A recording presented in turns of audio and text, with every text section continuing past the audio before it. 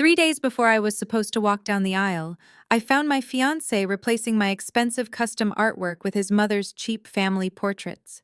He smiled brightly and told me she was moving in permanently. He had no idea the wedding was already over in my mind, and that by morning he would be the one legally evicted. My name is Vanessa, 33 years old, and I am a financial forensic auditor based in Chicago. Before I continue this story, let me know where you are watching from in the comments below. Hit like and subscribe if you have ever had to set a brutal boundary with a toxic mother-in-law and an entitled partner. I had just finished a grueling 12-hour shift at my corporate firm untangling offshore accounts and hidden assets for a high-profile client. My brain was completely fried, my feet ached, and all I truly wanted was a quiet evening and a glass of expensive Cabernet in the comfort of my luxury townhouse. It was a beautiful 3-story property in one of the most exclusive neighborhoods in the city. I bought it entirely on my own, with my hard-earned money, long before my 34-year-old fiancé Connor even knew my name. Connor worked in middle management tech sales. He loved wearing flashy designer suits and playing the part of a wealthy executive, but I knew his actual commission checks rarely matched his lavish lifestyle. Still, I loved him, or at least I loved the man he pretended to be when we first started dating. I unlocked my heavy front door, dropped my keys on the console table, and stopped dead in my tracks. My pristine, minimalist living room looked like a disorganized shipping facility. Exactly 15 battered cardboard boxes were stacked hazardously against my custom Italian leather sofa. Rolls of packing tape, bubble wrap, and crumpled newspaper littered my expensive Persian rug.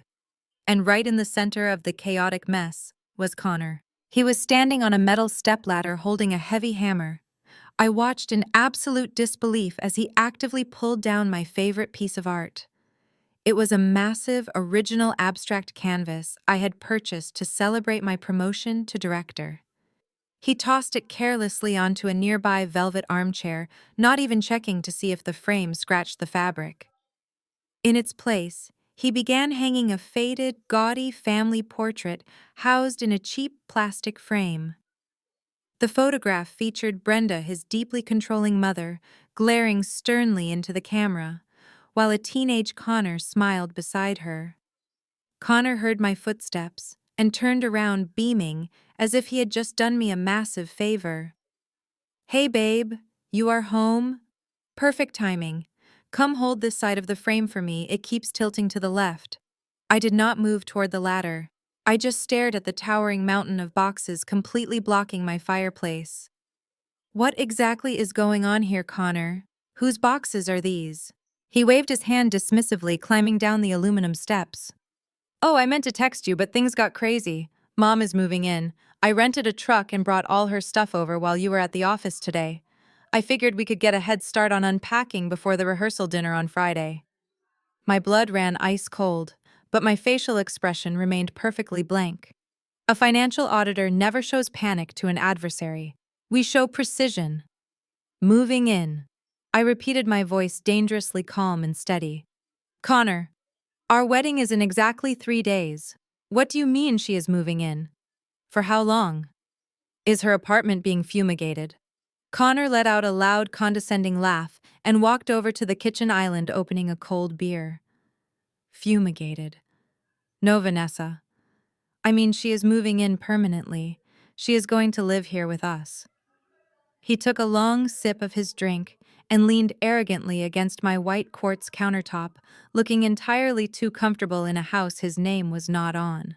"Permanently. Without discussing it with me, without even a single phone call. Come on, do not be dramatic." He rolled his eyes, his tone shifting rapidly from cheerful to defensive. "We are about to be husband and wife. Marriage means merging our lives together. What is mine is yours, and what is yours is ours. Family is everything, Vanessa.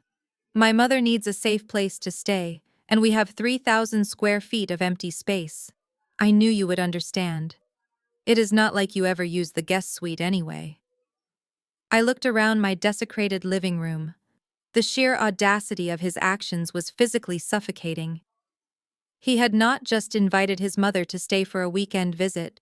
He had allowed her to invade my private sanctuary, claim my hard-earned space, and erase my presence from my own walls, all without my explicit consent.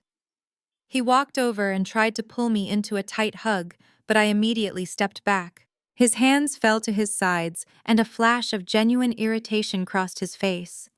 He hated when I did not instantly conform to his narrative. "Look!" He sighed heavily, running a hand through his perfectly styled hair. "She is family. I am not going to leave my own mother out on the street. You make $300,000 a year analyzing numbers. You can afford to be a little generous with your space. Just be welcoming when she gets here, okay?" When she gets here. The words hung heavily in the tense air just as the front door swung open again. A burly delivery man dropped yet another massive cardboard box onto my entryway runner, wiping sweat from his forehead before turning around and walking back out to the rented moving truck. Connor signed a clipboard and closed the door. Before I could demand an explanation, a sharp, familiar voice echoed from the hallway leading to my kitchen. "There is my beautiful daughter-in-law," Brenda announced, stepping into the living room. She looked entirely too comfortable. She was wearing my plush white silk robe, the one I had bought at a luxury boutique in Milan, and holding a crystal wine glass filled to the brim. I recognized the deep ruby color immediately. It was my vintage Pinot Noir, a rare bottle gifted to me by a firm partner, worth easily $800. She took a sloppy gulp, leaving a dark red lipstick stain on the rim. "Brenda," I said, keeping my posture rigid, "why are your belongings in my living room?" She sighed dramatically and collapsed onto my Italian leather sofa, completely ignoring the fact that she was crushing a delicate silk throw pillow. "The bank foreclosed on my house today, Vanessa. The economy is just terrible right now. I lost everything. I have nowhere else to go." I narrowed my eyes. Brenda had lived in a paid-off suburban house for 20 years. Foreclosure meant she had taken out massive secondary loans. My financial auditor brain instantly flagged a dozen inconsistencies. But before I could interrogate her about the missing equity, Connor stepped forward, placing a protective hand on his mother's shoulder. "Mom has been through a traumatic ordeal," he said, looking at me as if I was the villain. "We are going to take care of her. In fact, I have already made the necessary arrangements to make her comfortable here." "Arrangements," I repeated. "What arrangements, Connor?" He puffed out his chest, trying to look authoritative. "I called the travel agent this afternoon. I canceled our honeymoon to the Maldives." The room went dead silent. I stared at him, waiting for the punchline of a terrible joke. The Maldives trip was my dream vacation. I had spent $20,000 of my own savings to book a private overwater villa. It was fully non-refundable. "You did what I asked," my voice dropping to a dangerous whisper. Connor crossed his arms, looking entirely unapologetic. "I canceled it. We can go to Florida next year or something. Right now, we need that $20,000 to build a proper bedroom extension on the back of the house. The guest suite upstairs has too many stairs for Mom. She needs a ground floor room with an ensuite bathroom. I already have a contractor coming tomorrow morning to knock down the sunroom wall." I felt a physical jolt of pure rage, but I locked it down behind a mask of calm. "You canceled a $20,000 trip that I paid for to use my money to demolish my sunroom to build an extension on my house without asking me." Brenda scoffed loudly from the sofa, taking another generous gulp of my expensive wine. "Oh, stop being so financially selfish, Vanessa. You make $300,000 a year auditing spreadsheets. $20,000 is pocket change to you. My son is trying to be a good man and provide for his family, and you are throwing a fit over a little beach vacation." "Provide for his family?" I asked, turning my gaze back to Connor. "With my money. In my house." Connor's face flushed red. "Marriage is a partnership." He snapped, his voice rising in defense. "You are always holding your paycheck over my head. You have more money than you know what to do with, and my mother is homeless. A good wife would step up. Instead, you are standing here acting like a greedy corporate shark. We are getting married on Saturday. You need to stop acting like everything is yours and start acting like a team player." He took a step closer, pointing a finger at me. I am the man of this house now, and I am making the hard choices. They sat there, mother and son, staring at me with righteous entitlement. They truly believed they had backed me into a corner. They thought that because the wedding was only 3 days away, I would simply swallow my anger, write the checks, and submit to their hostile takeover of my life to avoid the embarrassment of a cancelled wedding. I looked at Connor. I looked at Brenda wearing my robe and drinking my wine. I did not scream. I did not cry. I simply nodded slowly, my mind already calculating the precise legal and financial devastation I was about to unleash upon them both. Before I could even process the absolute audacity of their demands, the electronic keypad on my front door beeped loudly, and the heavy oak door swung wide open. It was Megan Connor's 31-year-old sister. She breezed right into my foyer without knocking, holding a bottle of cheap supermarket Prosecco and a plastic grocery bag filled with pink party cups. She did not even look in my direction. Instead, she marched straight past me, her high heels clicking aggressively against my hardwood floors, and threw her arms around Brenda. "Happy move-in day, Mom." Megan squealed, popping the cork on the Prosecco and pouring the bubbling liquid directly into the plastic cups. "I am so glad you are finally out of that depressing old house. This place is going to be so much better for you." Connor grinned broadly and grabbed a cup, tapping it against his sister's glass. "We were just telling Vanessa about the new plans for the house." Megan finally turned to acknowledge me, her eyes sweeping over my tailored worksuit with a mixture of deep jealousy and undisguised disdain. Megan had never worked a corporate job in her life. She was married to Jamal, a brilliant and highly successful African-American real estate attorney who funded her entire lavish lifestyle. Yet Megan constantly acted as if she was the one pulling the financial weight in their relationship. Jamal was a remarkably grounded and sharp man, which made his marriage to a toxic, entitled woman like Megan a complete mystery to me. I knew Jamal secretly despised his wife's family dynamics, frequently choosing to stay late at his law firm just to avoid their constant drama. "Oh, good," Megan said, taking a large sip of her drink. "Because honestly, Vanessa, we need to talk about the sleeping arrangements. Mom cannot be walking up and down these steep stairs every single day. Her knees are practically bone on bone." Connor nodded immediately in agreement. "I know that is why I am hiring the contractor to build the ground floor extension, but it will take a few months to finish the construction." Megan waved her hand dismissively, rolling her eyes. "That is ridiculous. Why wait months and live in a dusty construction zone? Vanessa, you should just give Mom the master suite. It is the only logical solution here." I stood perfectly still in the center of the room, my breathing slow, deliberate, and measured. My master suite took up the entire third floor of the townhouse. It was my ultimate private sanctuary, featuring a massive custom California closet I had designed myself, a freestanding marble soaking tub, and a private balcony with a stunning, unobstructed view of the Chicago skyline. I had paid an interior designer thousands of dollars to perfect every single square inch of that room. "Give her the master suite," I repeated, making sure I heard the sheer absurdity of her demand correctly. "You want me to give up the primary bedroom in the house that I own?" Brenda let out a soft, dramatic sigh, placing her hand over her chest, as if the mere conversation was physically exhausting her frail body. "Oh, Megan, please do not start an argument tonight. You know how Vanessa gets about her expensive things. I do not want to impose on anyone. I will just sleep on the sofa downstairs if I have to. The pain in my joints is unbearable, but I will survive somehow."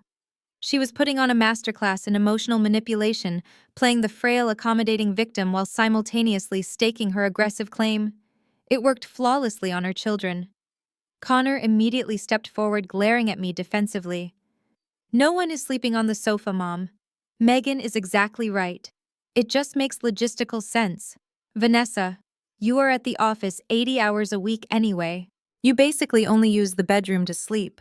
We can easily take the guest room on the second floor and Mom can have the master suite. It has the walk-in shower with the built-in bench, which is much safer for her." Megan laughed, a sharp, mocking sound that echoed loudly through my living room. "Honestly, Vanessa, do not be so incredibly materialistic. You constantly boast about being this strong, independent corporate woman, but you are standing here throwing a tantrum over a walk-in closet. Family is more important than your luxury bathtub. You are marrying into this family on Saturday. It is time you start acting like a supportive daughter and stop acting like a greedy landlord. They formed a tight semicircle around me. Connor, Megan, and Brenda. A united front of pure, unadulterated entitlement. They stood right there in the house I bought, drinking the alcohol I paid for, demanding I surrender the very bed I slept in. They were openly mocking my boundaries, completely convinced that my silence was a sign of weakness, shock, and submission. They genuinely thought my refusal to engage in a loud screaming match meant they had won the negotiation. But a financial forensic auditor does not scream at a glaring discrepancy. We observe it, we document it, and we use it to build an airtight, undeniable case. I looked at the three of them, carefully committing this exact moment and their smug expressions to memory. I did not raise my voice. I did not shed a single tear of frustration. I simply offered them a tight, polite smile that completely failed to reach my eyes. I hear everything you are saying, I said smoothly, my tone completely flat and giving absolutely nothing away. I am going to go upstairs and think about the room arrangements. Without waiting for a single response, I turned my back on them and walked calmly toward the staircase.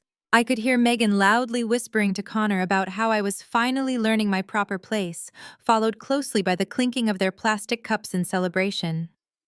I just kept walking, ascending the stairs to my beautiful master suite, for what would be the very last time. Once inside my master suite, I locked the heavy oak door. I did not cry or pace the floor in a panic. Instead, I walked into my custom closet and pulled down my Prada luggage. Downstairs, I could hear the faint, muffled sounds of Connor, Megan, and Brenda laughing. They were celebrating their hostile takeover, completely unaware that their victory was nothing more than an illusion. I had spent years analyzing corporate fraud. I knew exactly how to dismantle an operation from the inside out, and Connor had just handed me the match to burn his entire life down. I moved with absolute efficiency. I packed a full week of perfectly tailored business suits, silk blouses, and expensive shoes. I opened my hidden floor safe and removed my velvet jewelry boxes, making sure to grab the diamond tennis bracelet I had bought for myself and the vintage emerald ring I had inherited. I left the cheap cubic zirconia engagement ring Connor had given me sitting directly in the center of my vanity. He had claimed it was a rare custom cut, but my jeweler had appraised it at barely $400. I did not need his fake promises, and I certainly did not need his fake diamonds. Next, I stepped into my attached home office. This was the most critical part of my exit. As a financial forensic auditor, my entire life was stored in encrypted data. I opened my desk drawer and retrieved 3 external hard drives. These drives contained all my personal financial records, the deed to the townhouse, the original mortgage payoff statements, and all my investment portfolios. I also grabbed the physical folder containing the wedding vendor contracts. I slipped the drives and the folder into my leather briefcase. Then I systematically wiped the desktop computer logging out of every single account and clearing all saved passwords. By the time I was finished, there was absolutely zero trace of my financial footprint left in that room. I sat on the edge of my bed and waited. I watched the digital clock on my nightstand slowly change. 11 o'clock, 11:30, midnight. The laughter downstairs had long since faded, replaced by the heavy silence of a sleeping house. I stood up, grabbed my suitcase in one hand and my briefcase in the other, and silently made my way down the staircase. The living room was a disaster. Empty Prosecco bottles and plastic cups littered my expensive coffee table. Brenda was snoring loudly from the guest room down the hall, having clearly claimed it for herself. Connor was passed out on my sofa, still wearing his shoes, his mouth hanging open. The sight of him filled me with a profound sense of disgust. How had I ever planned to tether my life, my credit score, and my future to this pathetic excuse for a man? I walked into the kitchen and turned on the small light above the stove. I pulled a sheet of heavy cream-colored stationery from my briefcase and grabbed a pen.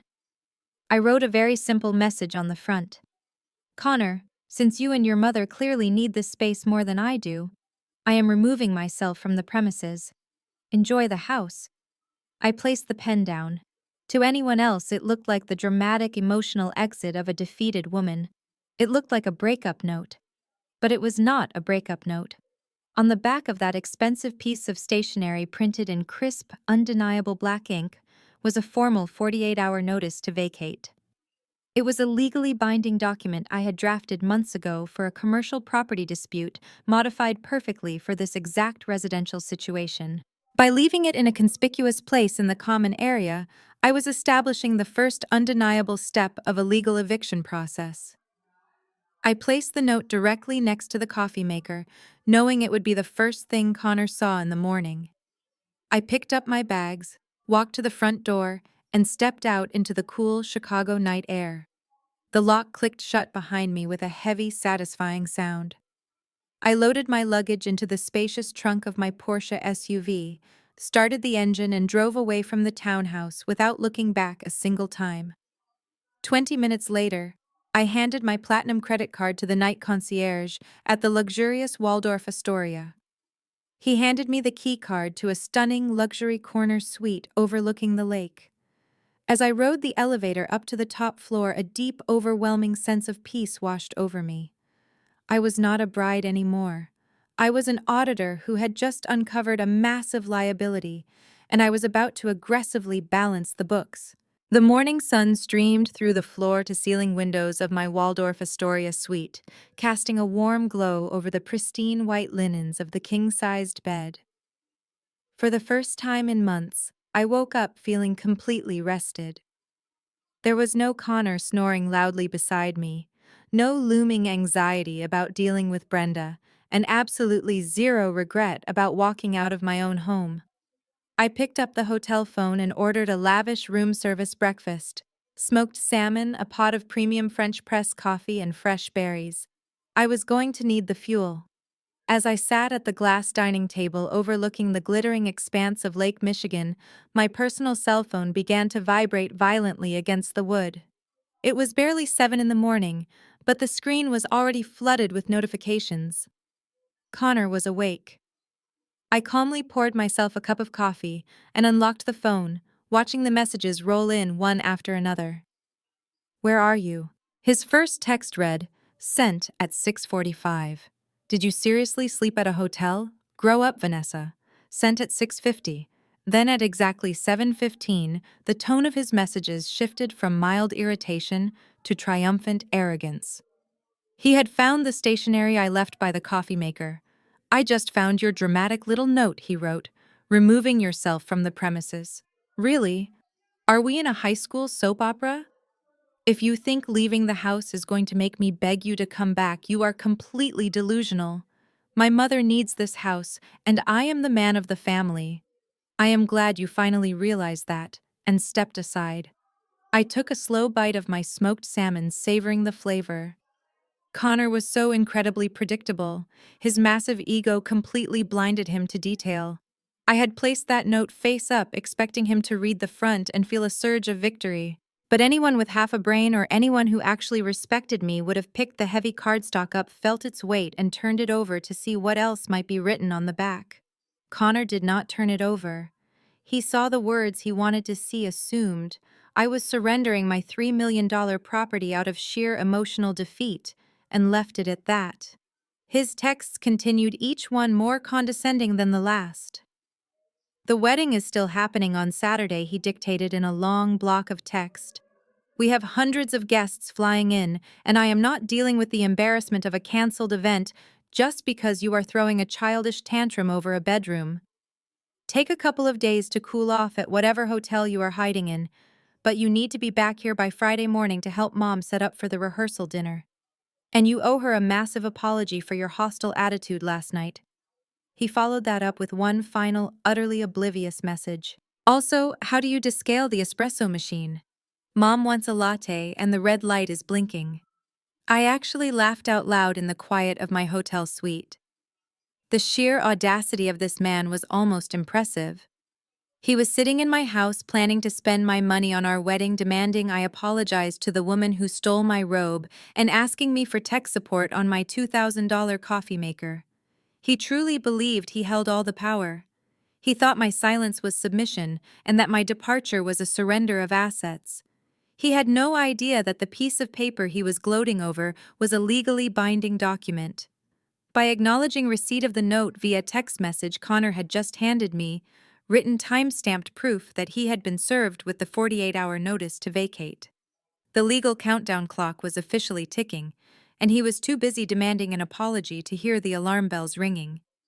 I did not reply to any of his texts. Instead, I opened my laptop and connected to the secure hotel network. It was time to start the real work. If Connor wanted to play the role of the dominant provider who made the hard financial choices, I was going to let him experience exactly what that entailed. I pulled up the joint wedding account, the one where I had deposited $80,000 to cover the remaining vendor balances. With 3 simple clicks, I transferred every single cent back into my private individual account. The joint balance now read a beautiful, perfect zero. I took another sip of coffee. The game was officially on. My phone buzzed again this time with a notification from a newly created group chat. It seemed Megan was awake and the family was ready to launch phase 2 of their psychological attack. But they were bringing cheap Prosecco and emotional manipulation to a legal war, and I was about to show them exactly why you never try to audit an auditor. My phone screen lit up again, pulling me out of my thoughts. Megan had created a new iMessage group chat titled Family First. She had added Connor, Brenda, and myself. I took another sip of my coffee, leaned back in my chair, and watched the digital toxicity unfold in real time. Megan did not waste a single second. Her messages came through in rapid-fire succession, each one dripping with venom and misplaced authority. "I cannot believe you threw a temper tantrum and ran away to a hotel," Megan typed. "You are 33 years old, Vanessa. Act like an adult. Mom was crying all night because she felt unwelcome. You are an absolute narcissist and a terrible partner to my brother." A few seconds later, Brenda sent a message. It was a crying emoji followed by a long, dramatic paragraph. "I just wanted to be close to my son. I never meant to cause trouble. If Vanessa hates me so much, I can go live in a homeless shelter. I do not want to ruin your wedding, Connor." Connor immediately jumped in to defend his mother. "Do not be ridiculous, Mom. You are staying exactly where you are. This is my house too, and I say you stay."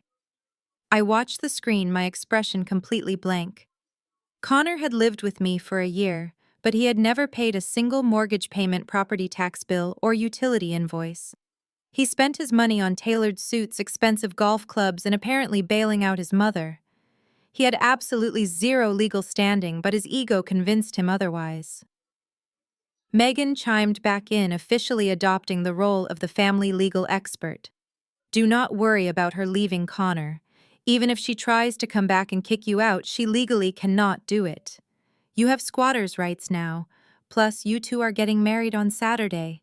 In the state of Illinois, that makes the townhouse marital property. You have established residency. You get mail delivered there.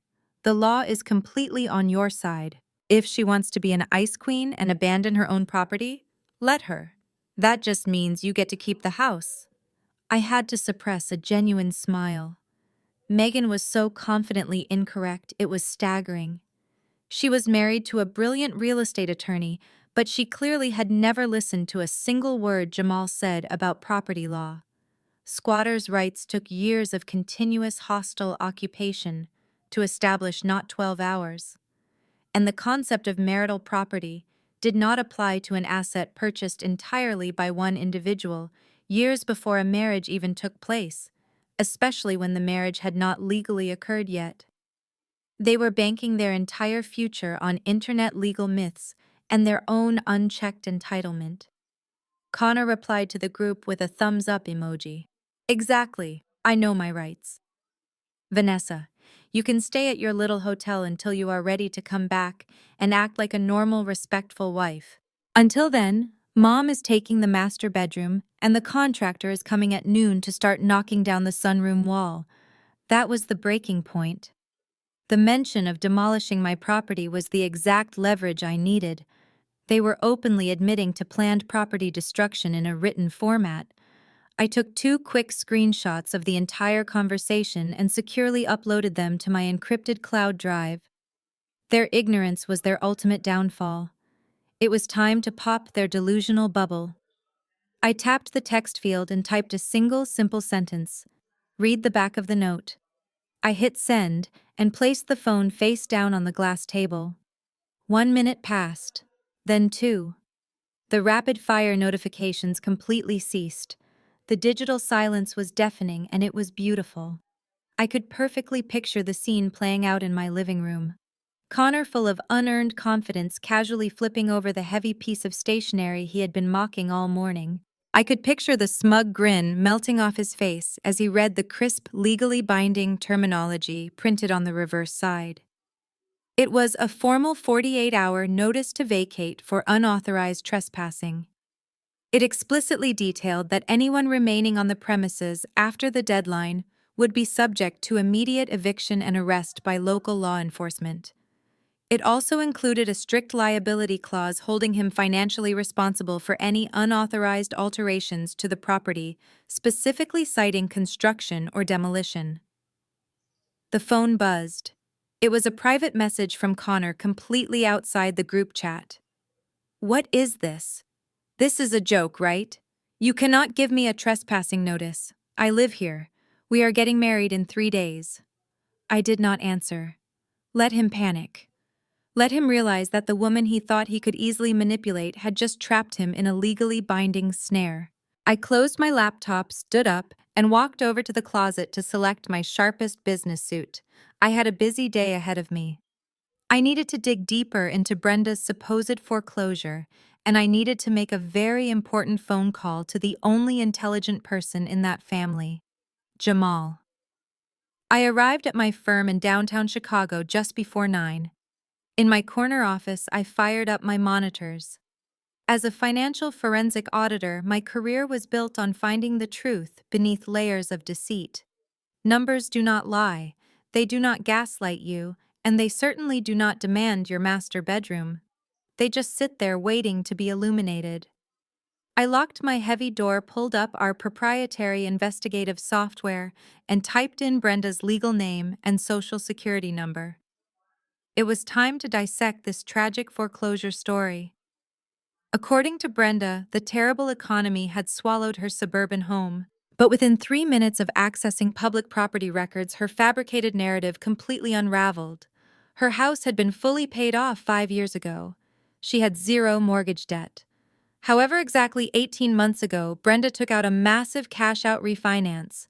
She extracted $200,000 in pure equity from her home. I leaned closer to the monitor, my eyes scanning the digital ledger. People who own their homes outright do not suddenly leverage them to the maximum limit unless they are desperate for liquid cash. I ran a skip trace on the disbursement of those funds. The paper trail did not lead to medical bills for Brenda. The money went straight into a checking account belonging exclusively to Connor. My fingers flew across the keyboard as I pivoted the forensic investigation directly onto my future husband. I ran a comprehensive soft pull on his credit profile and cross-referenced it with his hidden banking histories. What I found was a complete financial massacre. Connor had always projected the flawless image of a highly successful sales director. He wore Tom Ford suits and constantly bragged about his massive quarterly bonuses. The reality was a devastating illusion. Connor was drowning in predatory high-interest debt. His credit cards were completely maxed out. He had 3 separate personal loans sitting in default status. But the most alarming discovery was a continuous series of massive wire transfers to offshore cryptocurrency exchanges and unregulated trading platforms. He was not just terrible with money. He was a degenerate gambler, heavily disguised as a respectable corporate professional. I meticulously tracked the timeline. 18 months ago, Connor's high-risk trading accounts completely tanked.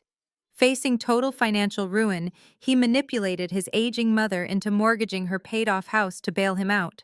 He took her $200,000 and threw it right back into the exact same volatile markets, desperately trying to win back his massive losses, and he predictably lost it all over again. When the refinance money finally evaporated, Brenda could no longer make the expensive new monthly mortgage payments. The bank initiated formal foreclosure proceedings exactly 6 months ago. They had been actively hiding this catastrophic failure from me our entire engagement. The pieces of their toxic puzzle snapped together with terrifying, undeniable clarity.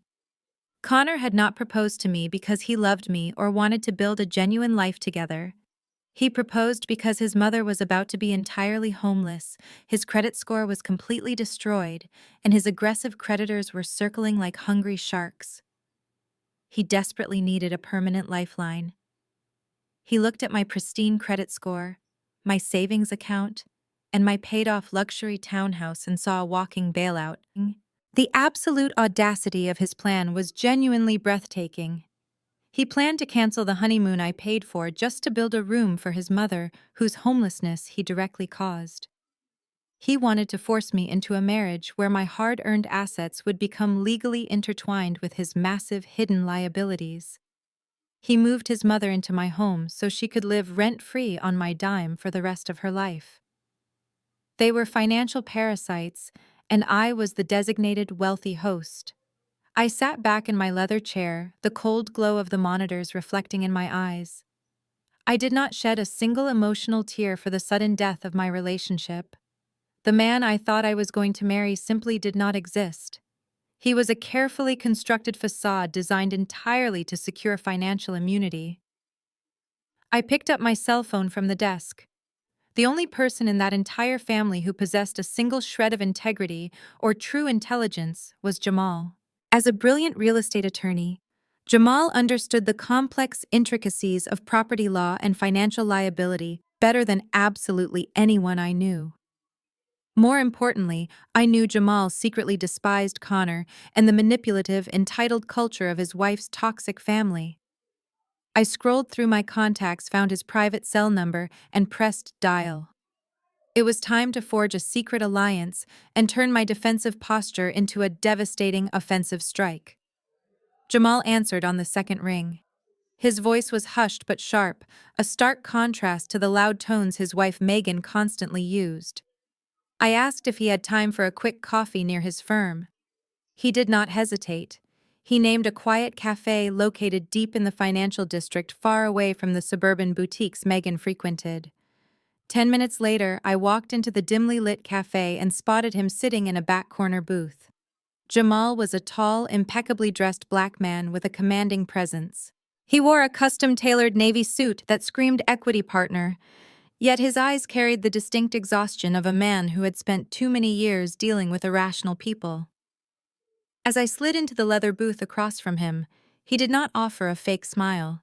He just pushed a steaming cup of black coffee across the table toward me and sighed heavily. "I saw the group chat this morning," Jamal said, his voice laced with pure disdain. "I apologize for my wife. Megan has completely lost her grip on reality, and her mother and brother are happily fueling her delusions. She actually sat at our kitchen table this morning drinking a $12 juice paid for by my credit card and told me that Connor had finally established his dominance in your relationship. I tried to explain, squatter rights do not activate overnight." I took a slow sip of the coffee. "You never need to apologize to me for her behavior, Jamal. We both know you are the only one in that family who actually understands how the real world operates. That is exactly why I called you today." Jamal leaned forward, resting his elbows on the polished wooden table. He reached into his structured leather briefcase. He pulled out a thick manila folder and slid it across the table until it rested right in front of me. "I am a senior real estate attorney, Vanessa. I deal with complex property disputes and foreclosures all day." When Brenda suddenly announced she lost a house she had owned outright for 2 decades, I knew something was fundamentally wrong. I opened the folder. Inside was a highly confidential credit and asset report. It was even more comprehensive than the digital footprint I uncovered in my office. It included stamped bank statements, signed loan applications, and default notices that painted a picture of absolute financial ruin. Jamal tapped a finger on the top page, his jaw clenching. Connor did not just drain his mother's home equity to cover his bad trades. He took out multiple predatory loans, using her address as collateral. And when margin calls hit, he started shifting debt between temporary accounts. I watched his face darken with controlled anger. He has been bleeding money through unregulated platforms for over a year. Brenda knew absolutely everything. She willingly sacrificed her financial security to protect him. I scanned the highlighted documents, my auditor brain processing the terrifying numbers with cold precision. They want my townhouse, Jamal. Connor sent me a message claiming the property is legally his because we are supposed to get married on Saturday. He thinks because he moved boxes into my living room he has established residency. Jamal let out a short, bitter laugh. He genuinely thinks he can claim marital property on a premium premarital asset just because he slept on your couch. The arrogance is staggering. He looked at me, his expression hardening. Vanessa. I spent the last 5 years watching that family manipulate and gaslight their way through life. I watched Megan drain my bank accounts to maintain her fake rich lifestyle while she criticizes my career. I am entirely done playing their games. I am filing for legal separation this week, and I will make sure Connor and Brenda get nothing. I looked up from the stacks of financial devastation meeting his eyes. A silent understanding passed between us. We were two successful adults trapped in the chaotic orbit of financial parasites. We were no longer victims. We were the professionals, and we were taking control. So what is our first move? Jamal leaned back in his seat, a cold, calculated smile finally appearing on his handsome face. You gave him a formal 48-hour notice to vacate. That was a brilliant preliminary step to establish illegal trespassing. But if you truly want to destroy his leverage completely and protect your assets permanently, we need to completely sever his connection to that property before Saturday. He thinks he is marrying a landlord. We need to make sure he is trespassing on corporate property instead. I know exactly how to execute that flawless transaction today. I looked at Jamal, intrigued by the cold confidence in his voice. Selling the townhouse to his corporate entity was a brilliant maneuver, but I knew Jamal well enough to recognize the weight of his gaze. He was holding something back. The property transfer was just the beginning of his strategy. He reached back into his structured leather briefcase and pulled out one final document. It had been kept deliberately separate from the thick stack of financial ruin he had already shown me. He slid it across the polished wooden table, keeping it face down. Before we even begin to discuss the details of the property transfer, Jamal said, his tone dropping an octave to a deeply serious, hushed whisper. You need to see this. I found it buried deep in a secondary credit sweep that I ran late last night. Connor did not just drain his mother of her life savings. He got desperate. I slowly flipped the heavy piece of paper over on the table. It was a formal promissory note for an unsecured personal loan. The principal amount was staggering, $150,000. The lender was a notorious high-interest credit firm known for predatory lending tactics and aggressive collection protocols. I scanned the borrower details rapidly. Connor's name was listed as the primary account holder, but right below it, in the section strictly reserved for the financial guarantor, was my legal name. My blood instantly ran completely cold in my veins. I stared at the signature line at the bottom of the page. There, written in bright blue ink, was a near-perfect replica of my signature. It was flawless enough to pass a casual, hurried inspection by an underpaid loan officer. But as a financial auditor who analyzed complex legal documents for a living, I immediately spotted the glaring discrepancies. I saw the incorrect pressure points, the wrong slant on the vowels, and the slight unnatural hesitation in the loop of the first letter.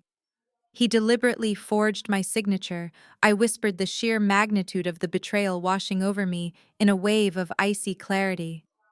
3 months ago, Jamal confirmed, his face a mask of controlled disgust. He needed a massive influx of liquid cash to cover a catastrophic margin call on a volatile cryptocurrency trade. His personal credit was already radioactive. He knew the only way an institution would ever hand him $150,000 was if a guarantor with an 800-plus credit score backed the note. He stole your financial identity, Vanessa. He committed felony fraud. Connor had crossed the line from a toxic entitled partner to a literal criminal. He had secretly chained me to a six-figure debt with an interest rate so astronomically high it would compound into total ruin within a single year. The loan is currently 30 days past due. Jamal continued tapping the paper. The lender is about to initiate aggressive collection protocols. If they report this default to the major credit bureaus, your pristine credit score will be obliterated. But Jamal leaned forward, his eyes burning with a fierce strategic fire. This is also the exact weapon we need to completely destroy him. I looked up from the forged document. Explain. I am a senior partner at my firm. Jamal stated, his voice ringing with absolute authority. I am officially offering you my full legal services completely off the books. We are going to dismantle Connor and Brenda so thoroughly that they will never recover, and we are going to do it without breaking a single law. If you report this to the police right now, he gets arrested, but the investigation takes months. My credit still takes a temporary hit while the fraud department sorts it out. A simple arrest is far too easy for him. He gets to cry and play the victim for his mother. We do not want a messy, prolonged arrest, Vanessa. We want total financial annihilation. We want him completely trapped with zero escape routes. My mind raced through the legal architecture of our revenge. I have an anonymous shell company, I said slowly, the pieces falling perfectly into place. An LLC I set up last year for some private commercial investments. My name is nowhere on the public incorporation documents. Jamal smiled a genuine, terrifying smile. Exactly. You use your corporate contacts to have that LLC purchase this defaulted debt directly from the predatory lender. They will sell it to you for pennies on the dollar just to clear it off their books. You become his sole creditor. You own him. We sat together in the quiet cafe, meticulously drafting our ironclad blueprint. Connor thought he secured a wealthy wife. Instead, he handed us the weapon to destroy him. I returned to my office just after the lunch hour, feeling a profound sense of clarity. The anxiety that had plagued me the night before was completely gone, replaced by the cold mechanical precision of an auditor executing a flawless operation. I walked through the glass doors of my firm, nodding politely to the receptionist, and made my way toward my corner office. My mind was already calculating the complex logistics of the debt acquisition through my anonymous shell company. But as I rounded the corner past the glass-walled conference rooms, my train of thought came to a screeching halt. Standing right in the middle of the main corporate bullpen, surrounded by three of my junior analysts, was Connor. He was wearing his best navy suit, holding an obnoxiously large bouquet of red roses, and flashing his signature charismatic smile. He was actively holding court, telling some exaggerated, self-deprecating story that had my colleagues laughing politely. When he saw me approach, his face lit up with an expertly crafted expression of devoted relief. He walked straight toward me, closing the distance before I could retreat to the safety of my office, and practically shoved the heavy bouquet into my arms. "There she is," he announced loudly, making sure his voice carried across the entire open floor plan. "The most beautiful, overworked bride in Chicago. I know you are incredibly stressed about the wedding this Saturday, babe. I know the planning has you completely overwhelmed. I just wanted to bring you a little surprise to brighten your day and remind you that we are a team." My colleagues let out a collective sympathetic sound. It was a masterclass in psychological manipulation. By showing up unannounced with flowers and loudly proclaiming my extreme stress levels to my professional peers, he was establishing a public narrative. If I reacted with anger, demanded he leave, or confronted him about his criminal forgery, I would look like the hysterical, ungrateful bride suffering from severe pre-wedding jitters. He was weaponizing my professional environment, using peer pressure and public perception to force me into silent submission. I looked down at the velvet red roses, feeling a wave of absolute revulsion wash over me, but I kept my facial expression perfectly pleasant and entirely unbothered. "Connor," I said, keeping my voice low, steady, and measured. "What an unexpected surprise. Let us step into my office so we do not disrupt the floor." I turned on my heel and walked into my workspace, not checking to see if he was following. He stepped inside and closed the heavy oak door behind us. The instant the latch clicked into place, he completely dropped the cheerful fiancé act. The charismatic smile vanished from his face, replaced by a hard, demanding glare that revealed his true intentions. He did not bother apologizing for the aggressive texts he had sent me that morning. He did not ask how I was doing. Instead, he reached into the inner breast pocket of his tailored jacket and pulled out a folded legal document. "I brought this for you to sign," he said, tossing the paper carelessly onto my polished mahogany desk. "Since you are obviously having a massive panic attack about the logistics of the wedding and Mom moving in, I took the liberty of solving the problem for you." I placed the heavy bouquet of roses on a side table and picked up the paper. I did not even need to read the fine print to know what it was. It was a standard quitclaim deed. He had downloaded a generic legal template from the internet and filled it out by hand.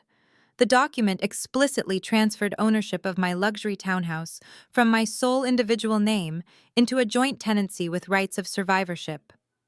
He wanted me to legally gift him half of my $3 million property right there in my office, exactly 3 days before our wedding. "Sign it," Connor demanded, leaning forward and placing both hands flat on my desk to physically intimidate me. "It is the only way to prove you are actually committed to this family. You abandoned me and my mother last night over a simple room arrangement. You made her cry, Vanessa. If you want this wedding to happen on Saturday, you need to sign that paper right now to show me you are financially all in. Otherwise, I am walking away."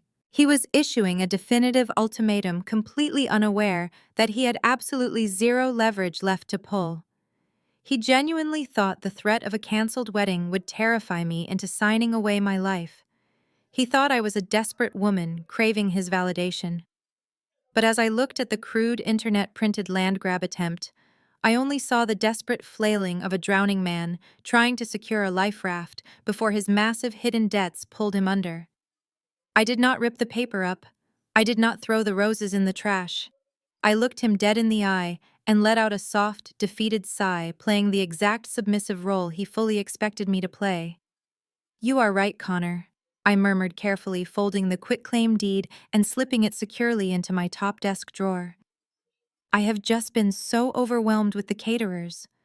I completely overreacted last night. Let us go get some lunch, just the two of us, and we can talk about the deed." We took the sleek glass elevator down to the main corporate lobby in absolute silence. Connor was practically radiating smug satisfaction.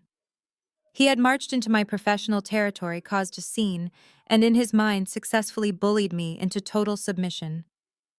We walked 2 blocks to a high-end Italian bistro we often visited for our anniversary. The hostess seated us at a quiet corner table, exactly the kind of private setting I needed to execute my digital massacre. As soon as the waiter poured our sparkling water, Connor launched into a lengthy, uninterrupted monologue about his grand vision for my house. He did not ask how my morning was. He did not ask if I was still feeling overwhelmed.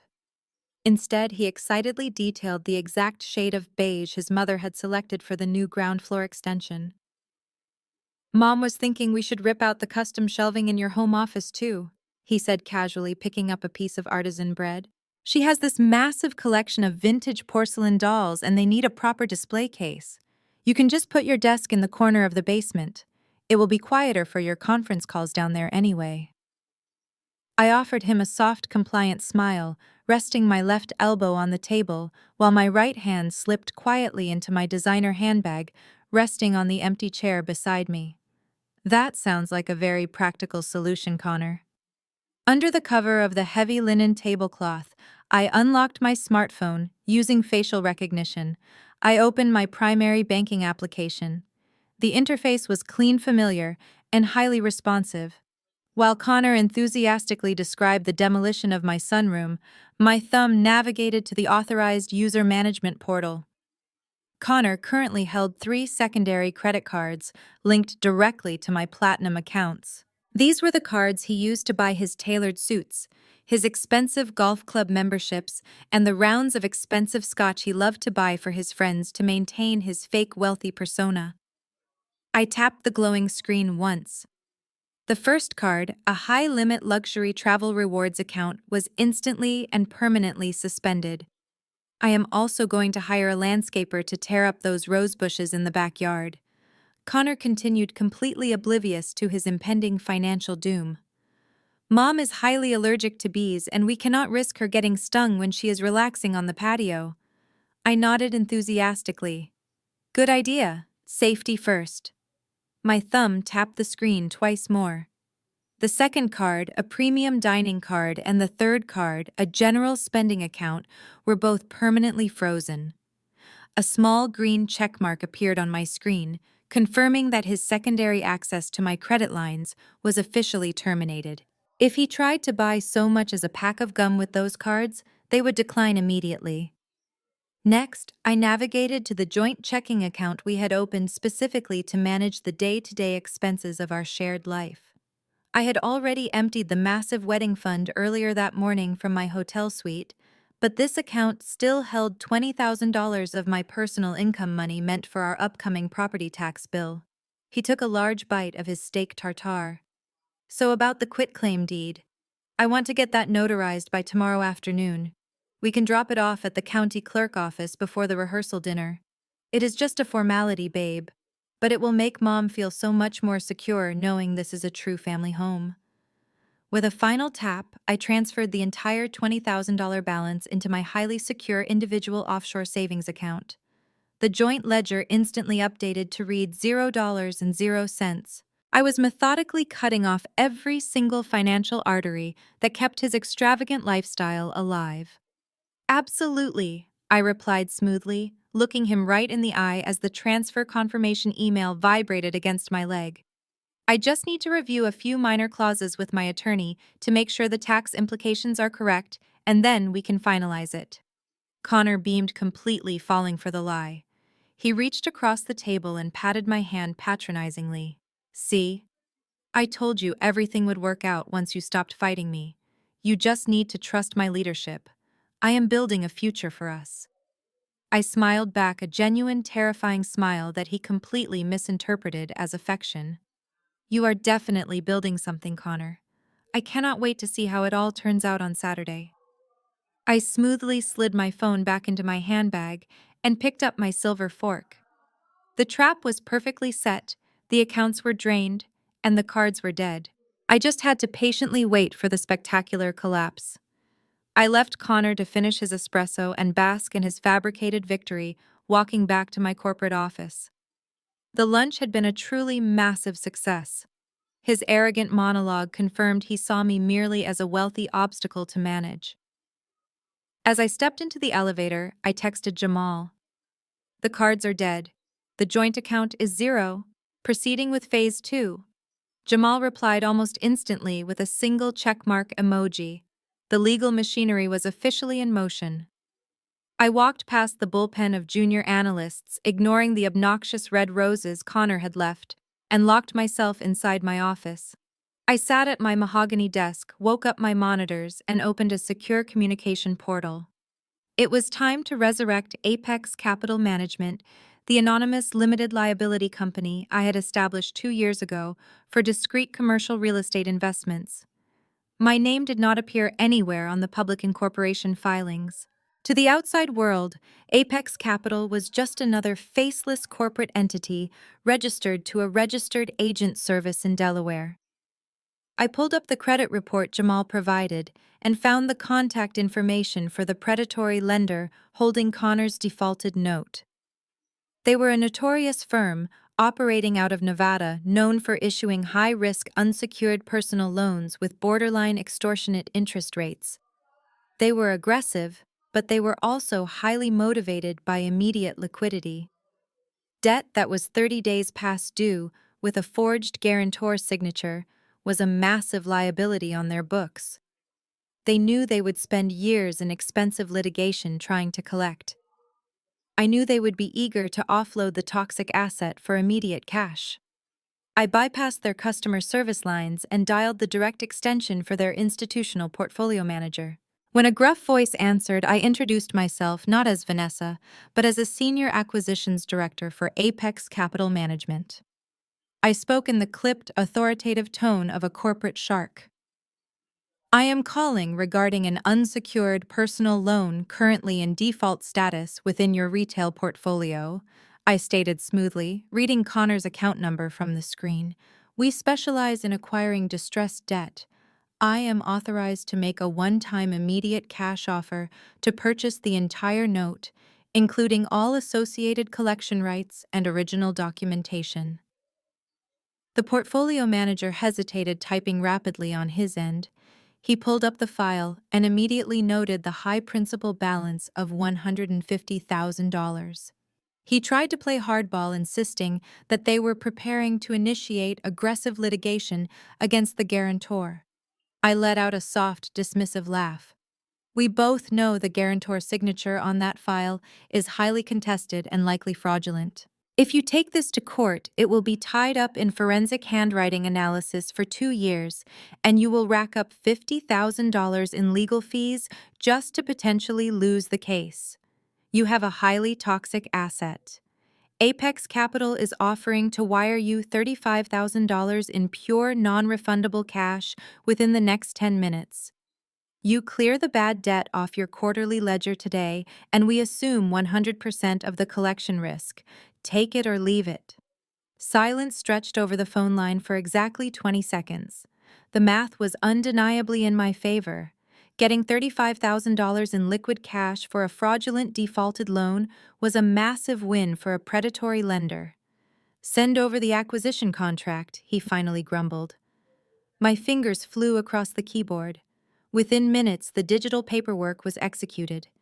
Using the corporate funds residing in the Apex Capital business account, I wired exactly $35,000 to the Nevada lender. In return, a secure, encrypted file drop arrived in my inbox. I downloaded the package and opened the primary document.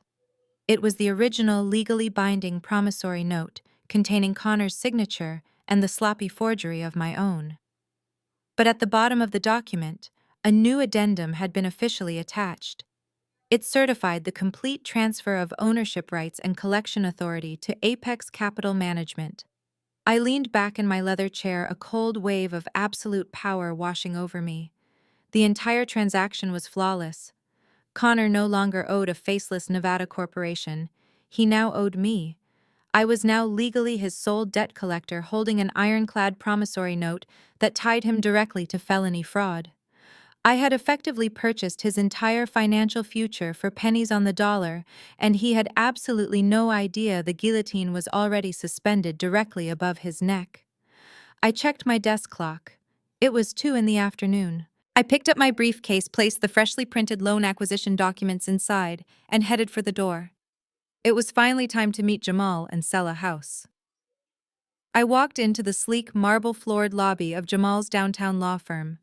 The massive space screamed quiet money, featuring dark wood paneling and expansive floor-to-ceiling windows with unobstructed views of the Chicago River.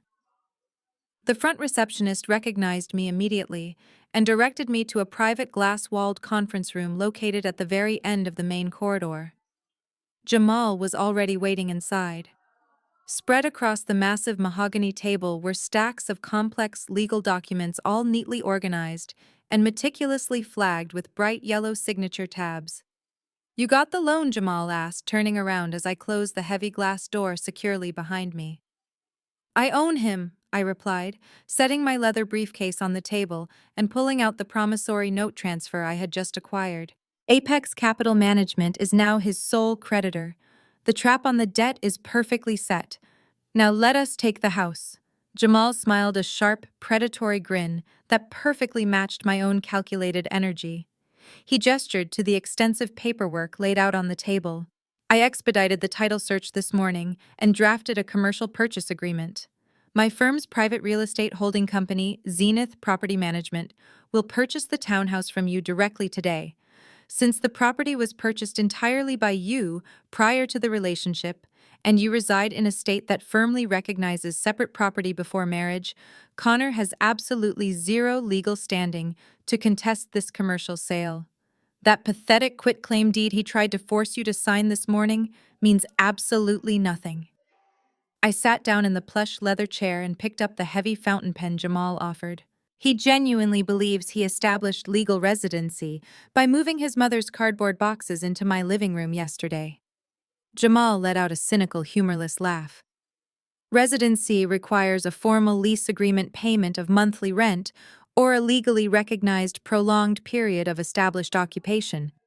He has absolutely none of those things. More importantly, he was explicitly served a 48-hour notice to vacate last night. By selling the property today to a corporate entity, we are actively stripping away any remaining protection he might try to falsely claim under domestic or family housing laws. Zenith Property Management does not have a domestic relationship with Connor or Brenda. To my company, they are simply unauthorized squatters occupying a high-value commercial asset. I flipped to the first page of the thick contract. The purchase price was listed at exactly fair market value, protecting the transaction from any future legal scrutiny. An instant cash transaction, I noted carefully, reviewing the routing numbers for the designated wire transfer. Exactly, Jamal confirmed, leaning his hands on the table. The funds will clear into your secure offshore account within the hour. The deed will be electronically recorded with the county clerk by the end of the business day. The moment that digital stamp hits the registry, your townhouse officially ceases to be yours. It becomes private corporate property. I began signing my name on the designated lines. My signature was precise, fluid, and nothing like the sloppy, desperate forgery Connor had used to steal $150,000. With every stroke of the pen, I was severing the invisible financial chains they had arrogantly tried to wrap around my life. I was not just selling a piece of luxury real estate. I was selling the entire battleground. What happens when the 48 hours expire tomorrow night? I asked, handing the fully signed contract back to Jamal. That is the beautiful part, Jamal said, organizing the executed paperwork into a neat, perfectly aligned stack. Since the property is now commercially owned and actively slated for corporate redevelopment, standard residential eviction timelines do not apply in the same way. We do not have to wait months for a backed-up housing court date. As the legal representative for Zenith Property Management, I will dispatch a highly trained private security team to remove unauthorized trespassers from our corporate asset. We will hit them right when they think they have won everything. I leaned back, feeling a profound sense of professional satisfaction. Connor and Brenda were currently sitting in the living room, drinking my expensive wine, completely oblivious to the fact that the floor beneath their feet had just been legally pulled out from under them.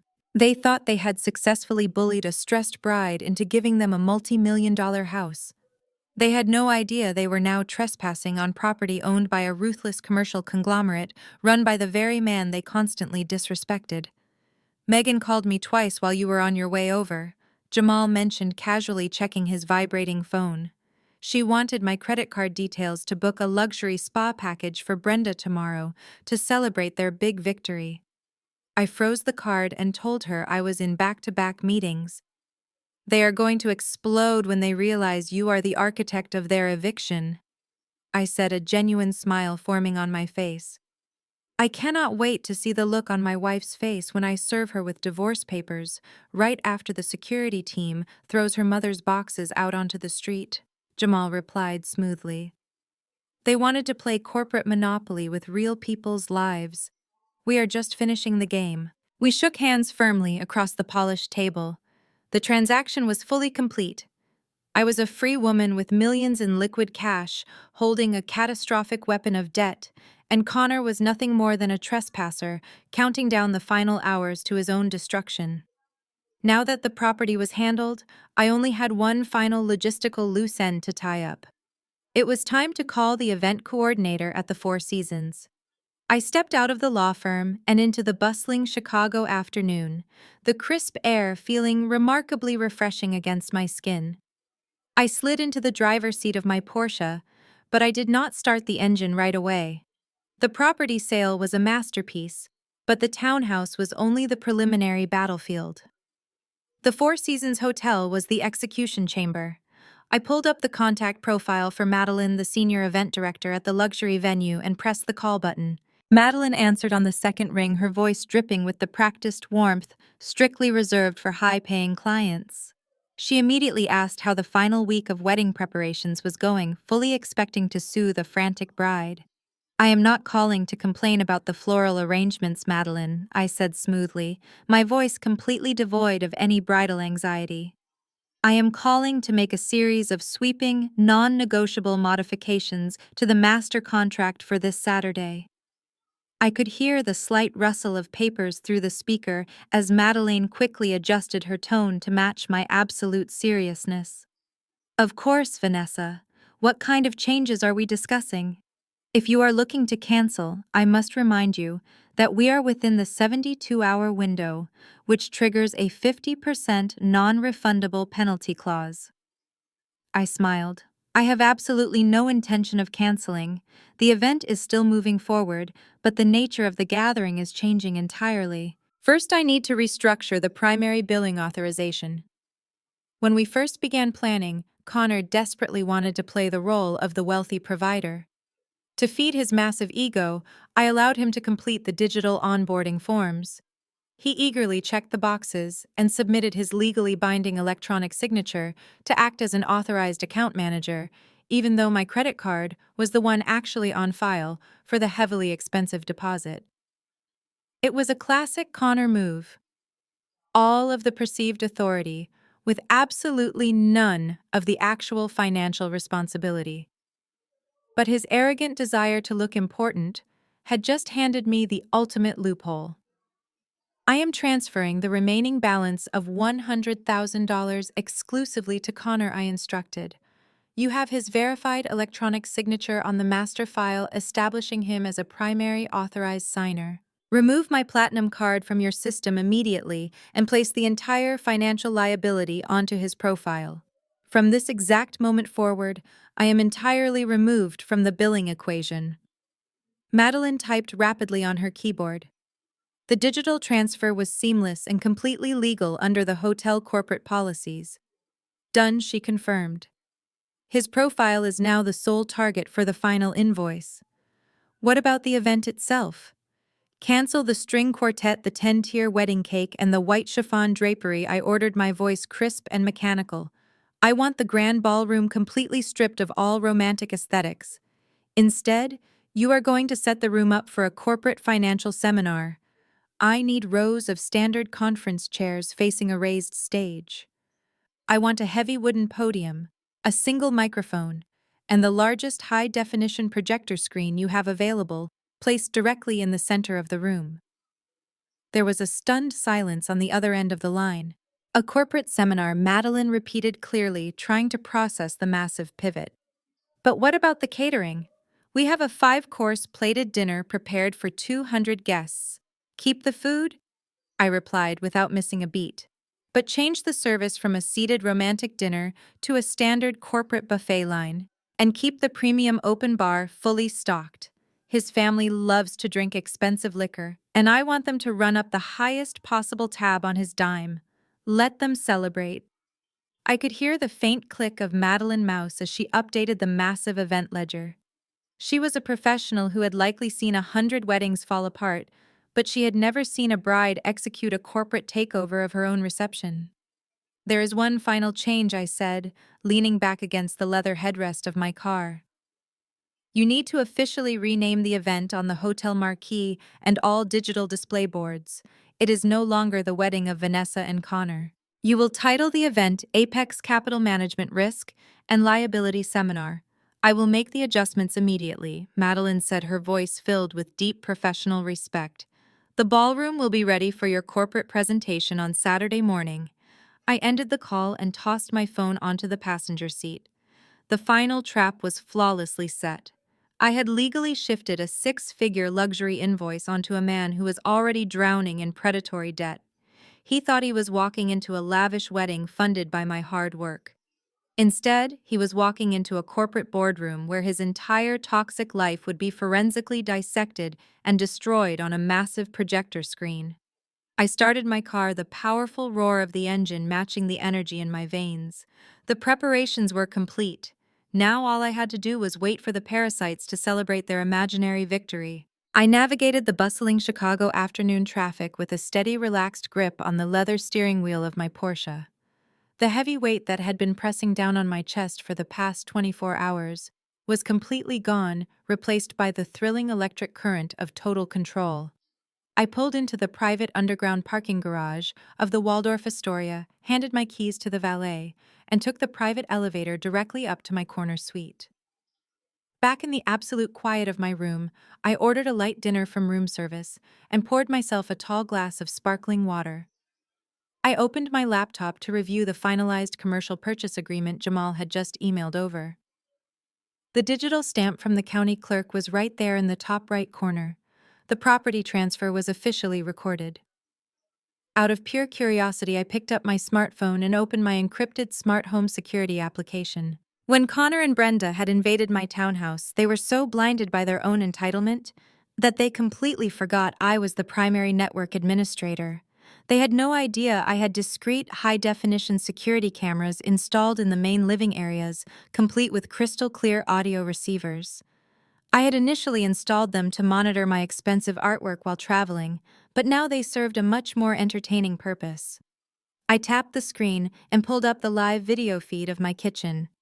The scene playing out on the high-resolution display was a masterpiece of unearned arrogance.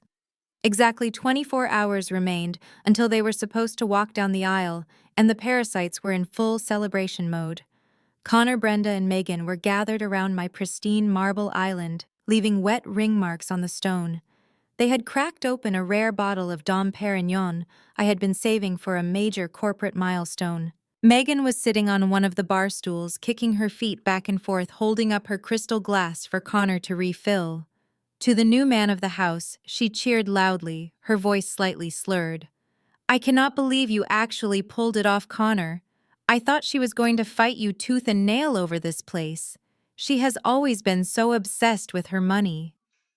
Connor leaned against the counter, looking incredibly smug in his wrinkled dress shirt. "You just have to know how to handle women like Vanessa. They act tough in the boardroom, but at the end of the day, they are terrified of ending up alone.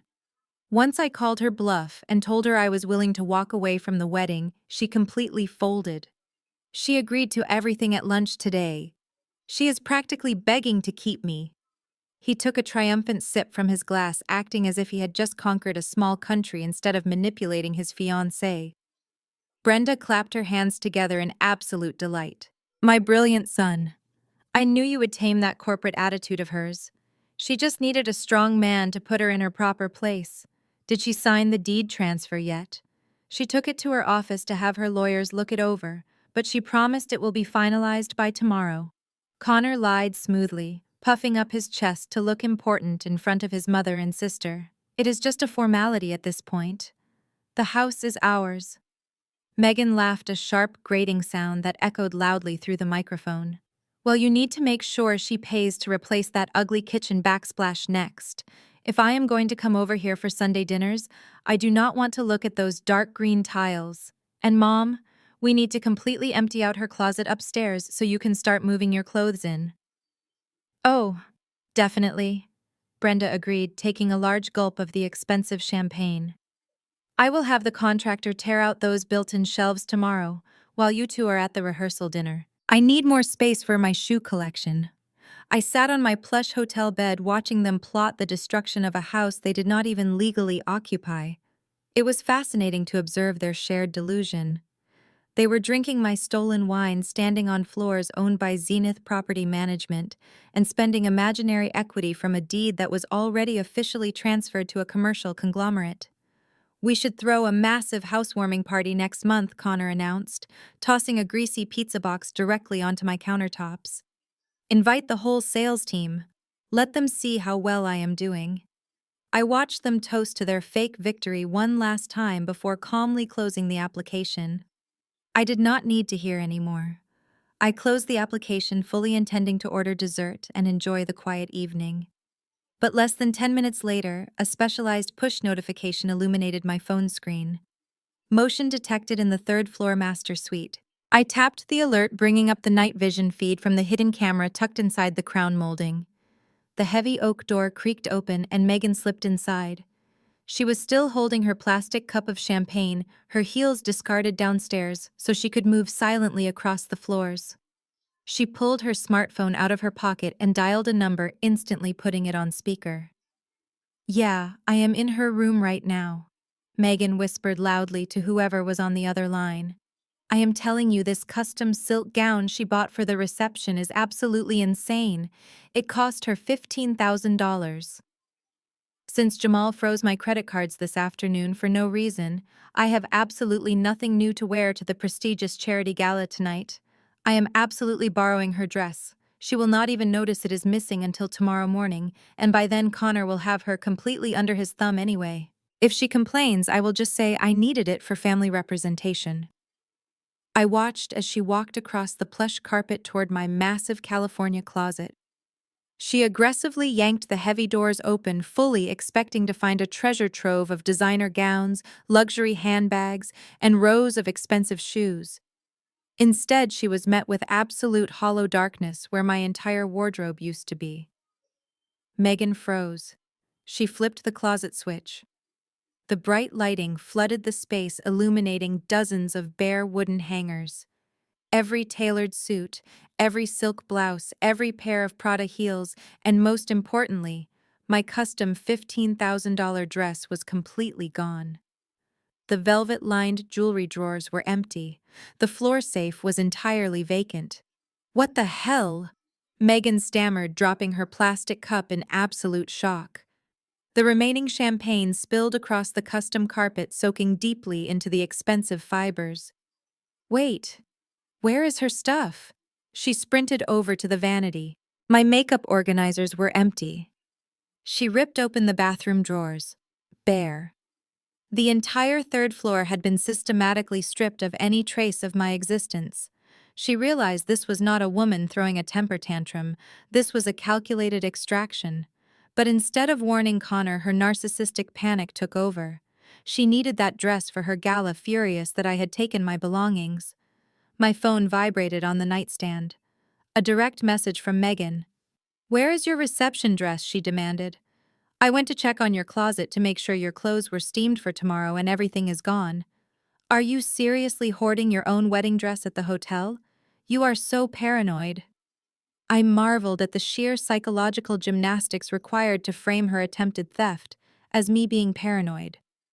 She was standing in my empty closet, ankle deep in spilled champagne, aggressively demanding access to a gown she had zero right to touch. She was trying to gaslight me into returning my property so she could wear it to a party and ruin it. She sent another message rapidly, her toxic entitlement bleeding through the digital text. "Connor is going to be furious when I tell him you moved all your expensive things out. It shows a complete lack of trust. Bring the dress back tonight. I need to make sure the alterations are correct." I did not type out an elaborate explanation. I did not mention the hidden security camera, the spilled alcohol staining my premium floor, or the fact that Zenith Property Management would be sending an armed private security team to clear that house in less than 14 hours. I did not tell her Jamal was currently finalizing her divorce papers, preparing to strip her of her lavish lifestyle forever. I simply typed exactly 6 words. "I will see you at the altar."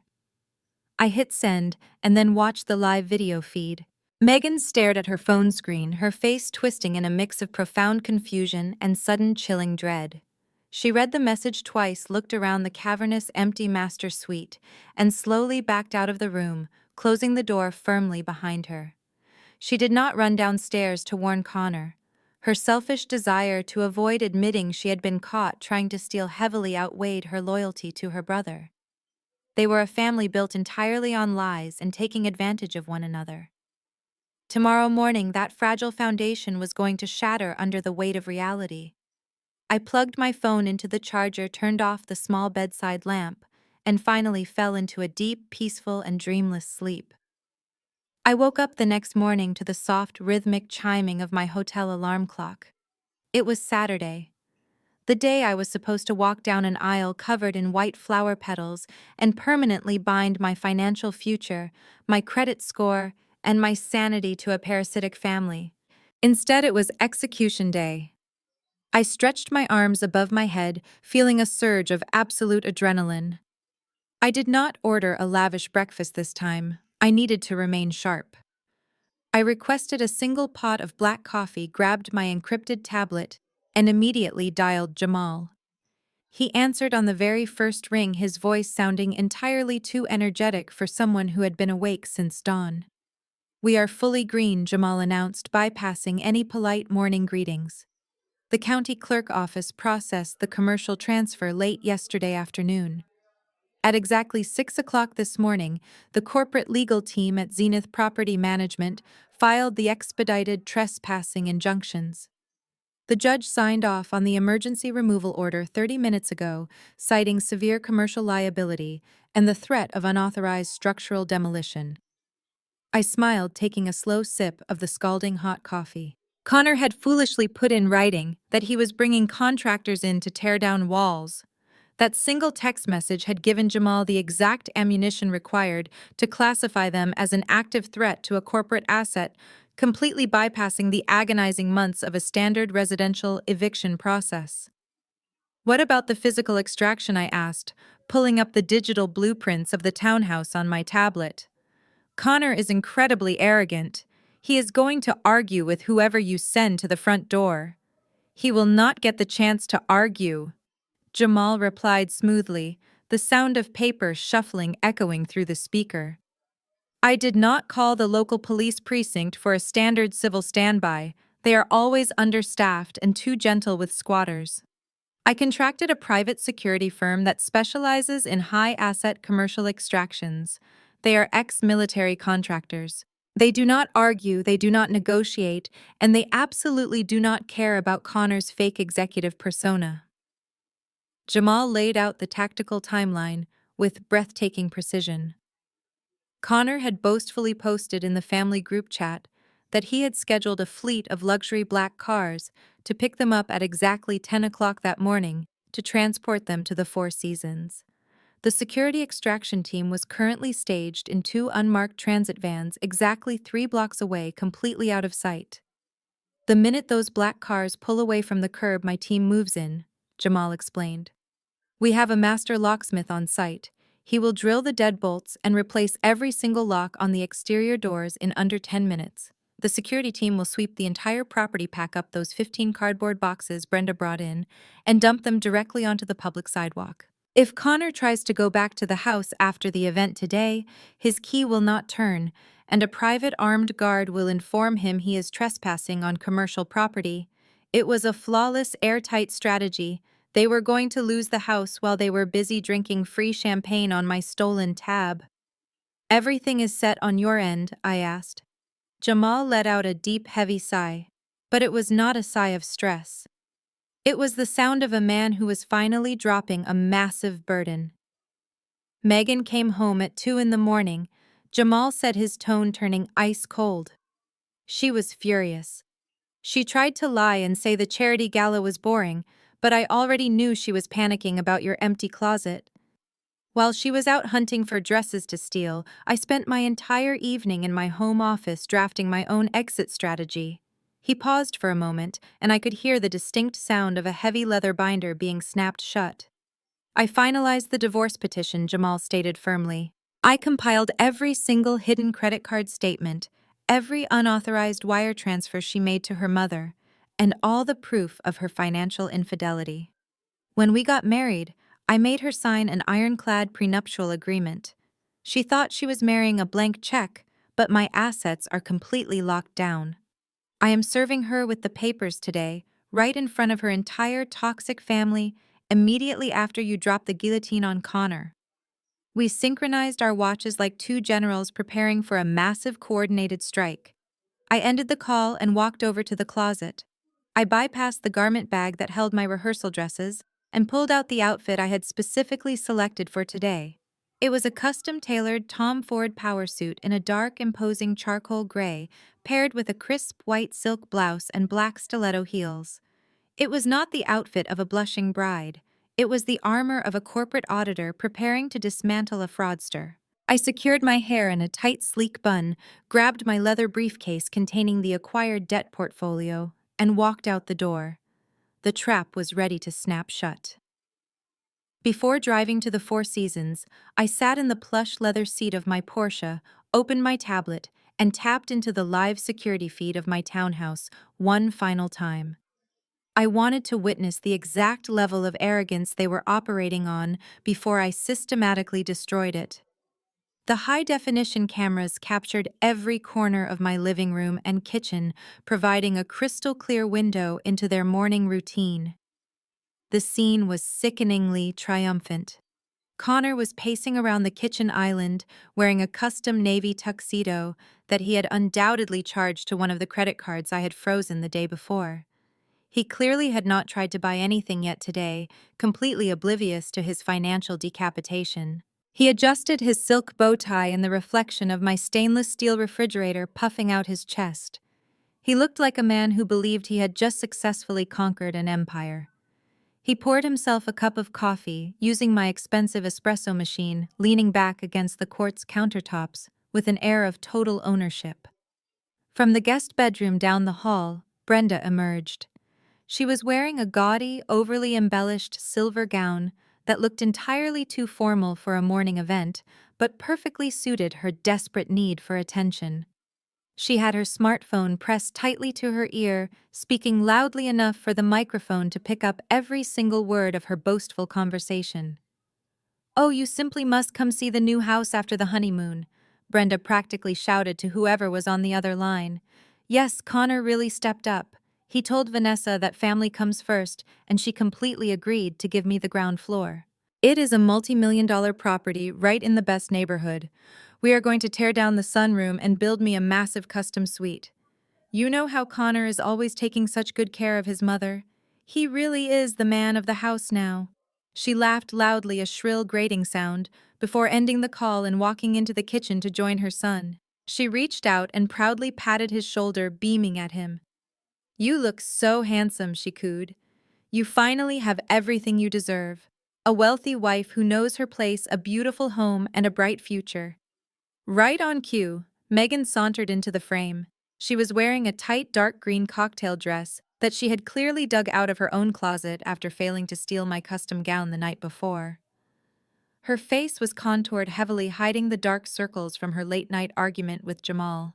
She grabbed a bottle of expensive sparkling water from the fridge, completely ignoring the fact that she was currently standing in a house she was actively plotting to strip bare. "Have you heard from Jamal this morning?" Connor asked, glancing at his sister. Megan rolled her eyes dramatically, taking a long sip of the water. "He texted that he had early meetings and would just meet us directly at the hotel. He is being ridiculous. Ever since I told him we secured this house, he has been acting so bitter.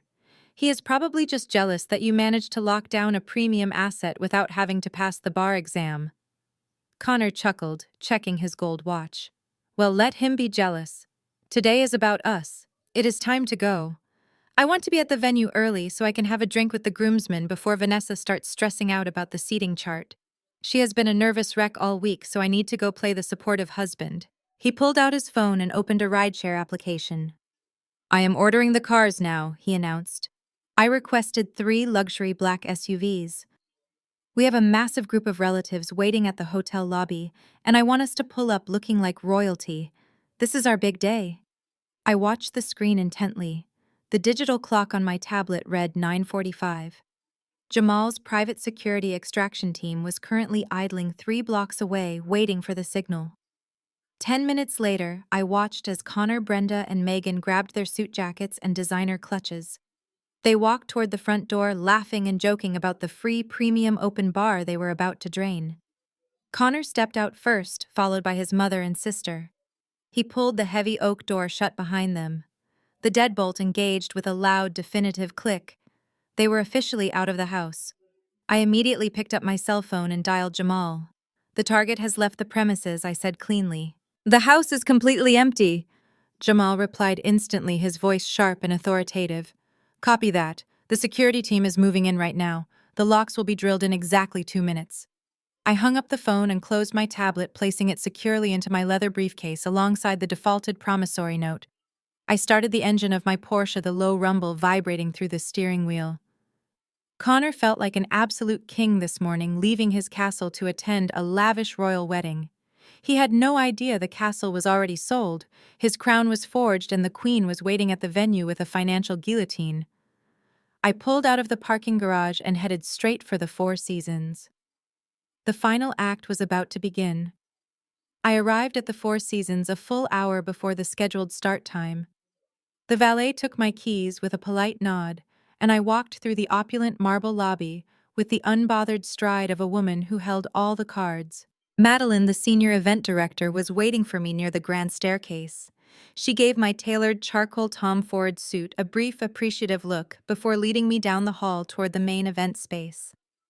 The hotel staff had executed my exact modifications with absolute, ruthless perfection. The grand ballroom, which just yesterday had been draped in white chiffon and adorned with thousands of imported orchids, was completely unrecognizable. Rows of sleek black conference chairs faced a heavy wooden stage. The lighting was stark and professional, not romantic. The massive high-definition projector screen dominated the center wall, completely blank and waiting for my laptop feed. To the right, a massive corporate buffet line was set up with silver chafing dishes. To the left, a fully stocked premium open bar stood ready, manned by 2 bartenders who had been specifically instructed not to cut anyone off until the final bill was presented to Connor. It was the perfect arena for a financial slaughter.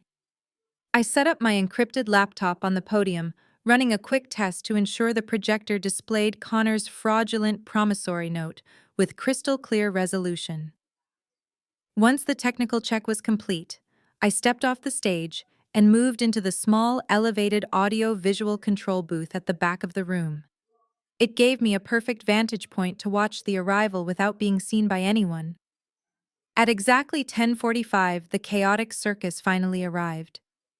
Through the lobby security feed patched into my tablet, I watched the 3 luxury black SUVs pull up to the main entrance, closely followed by a chartered minibus carrying 50 of Connor's extended relatives. The valets rushed forward to open the doors. Connor stepped out first, adjusting his suit jacket with an exaggerated air of self-importance. He did not even bother acknowledging the valet who opened his door. Instead, he snapped his fingers at a passing bellhop, demanding someone assist his mother immediately. Brenda climbed out of the SUV in her glaring silver gown, waving to her extended family as if she were stepping onto a red carpet. Megan followed closely behind, looking severely underdressed in her dark green cocktail dress, but acting equally entitled and loud. The entire group flooded the serene, quiet lobby of the Four Seasons, their loud voices and boisterous laughter shattering the elegant atmosphere. Connor marched directly up to the pristine mahogany front desk, bypassing a long line of waiting hotel guests. "I am the groom," Connor announced loudly to the front desk, concierge slapping his hand down on the marble counter. "I need the key cards for the bridal suite immediately. My bride is probably up there panicking, and my mother needs a place to touch up her makeup before the ceremony begins today." The young concierge exchanged a deeply confused look with her manager. Madeline had thoroughly briefed the entire staff about the billing transfer and the event modification, but watching Connor arrogantly demand a bridal suite for a corporate risk seminar was clearly jarring. The concierge recovered quickly, offering a tight, professional smile to the group. "I apologize, sir," the concierge replied smoothly. "We do not have a bridal suite reserved under your name for today. However, your designated event space is fully prepared. The event director requested that we escort your entire party directly to the ballroom." Connor frowned, clearly annoyed by the slight inconvenience, but his massive ego quickly smoothed it over. He turned to his uncle, who was standing nearby, and laughed loudly. "Vanessa probably canceled the suite to save a few bucks. She is always cutting corners when it comes to luxury. It does not matter. I am footing the bill for the reception anyway, so let us just get down there and start the party. The open bar better be pouring top shelf. He waved his hand, signaling the massive group of 50 relatives to follow him. The hotel staff, wearing expressions of thinly veiled amusement and confusion, guided the loud, chaotic procession down the long carpeted hallway toward the grand ballroom.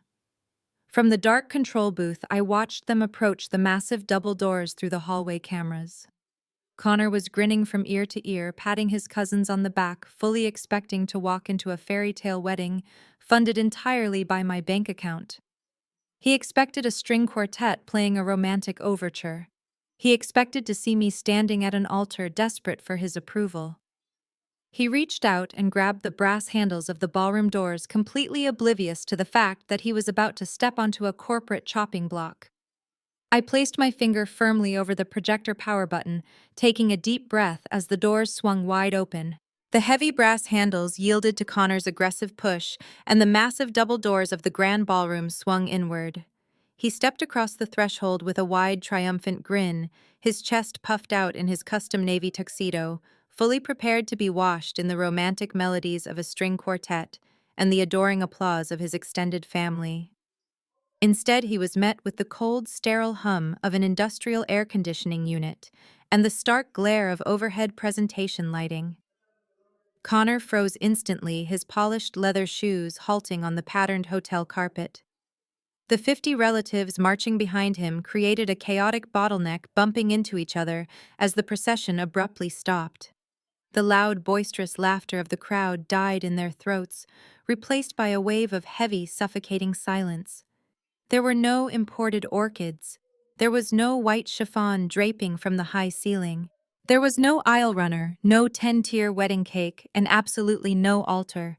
The room was arranged with military precision.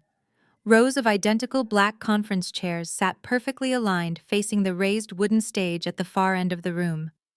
A massive high-definition projector screen hung directly in the center of the wall, displaying a stark white background with a single bold corporate logo. And standing center stage, bathed in the unforgiving light, was me. I was not wearing a $15,000 custom silk gown. I was wearing my charcoal gray Tom Ford power suit, my hair pulled back into a severe, flawless bun. I stood behind the heavy wooden podium, my posture rigid and commanding, looking down at the man who thought he had successfully stolen my life. Standing exactly 2 feet to my right was Jamal. He looked impeccable in a tailored black suit, his expression entirely unreadable, both hands gripping the handle of his structured leather briefcase. From the elevated audio-visual control booth, the technician hit the main switch, flooding the stage with even brighter illumination.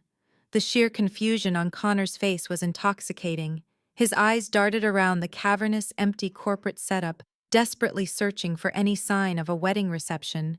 Vanessa Connor finally managed to say, his voice echoing weakly in the large room. "What is this?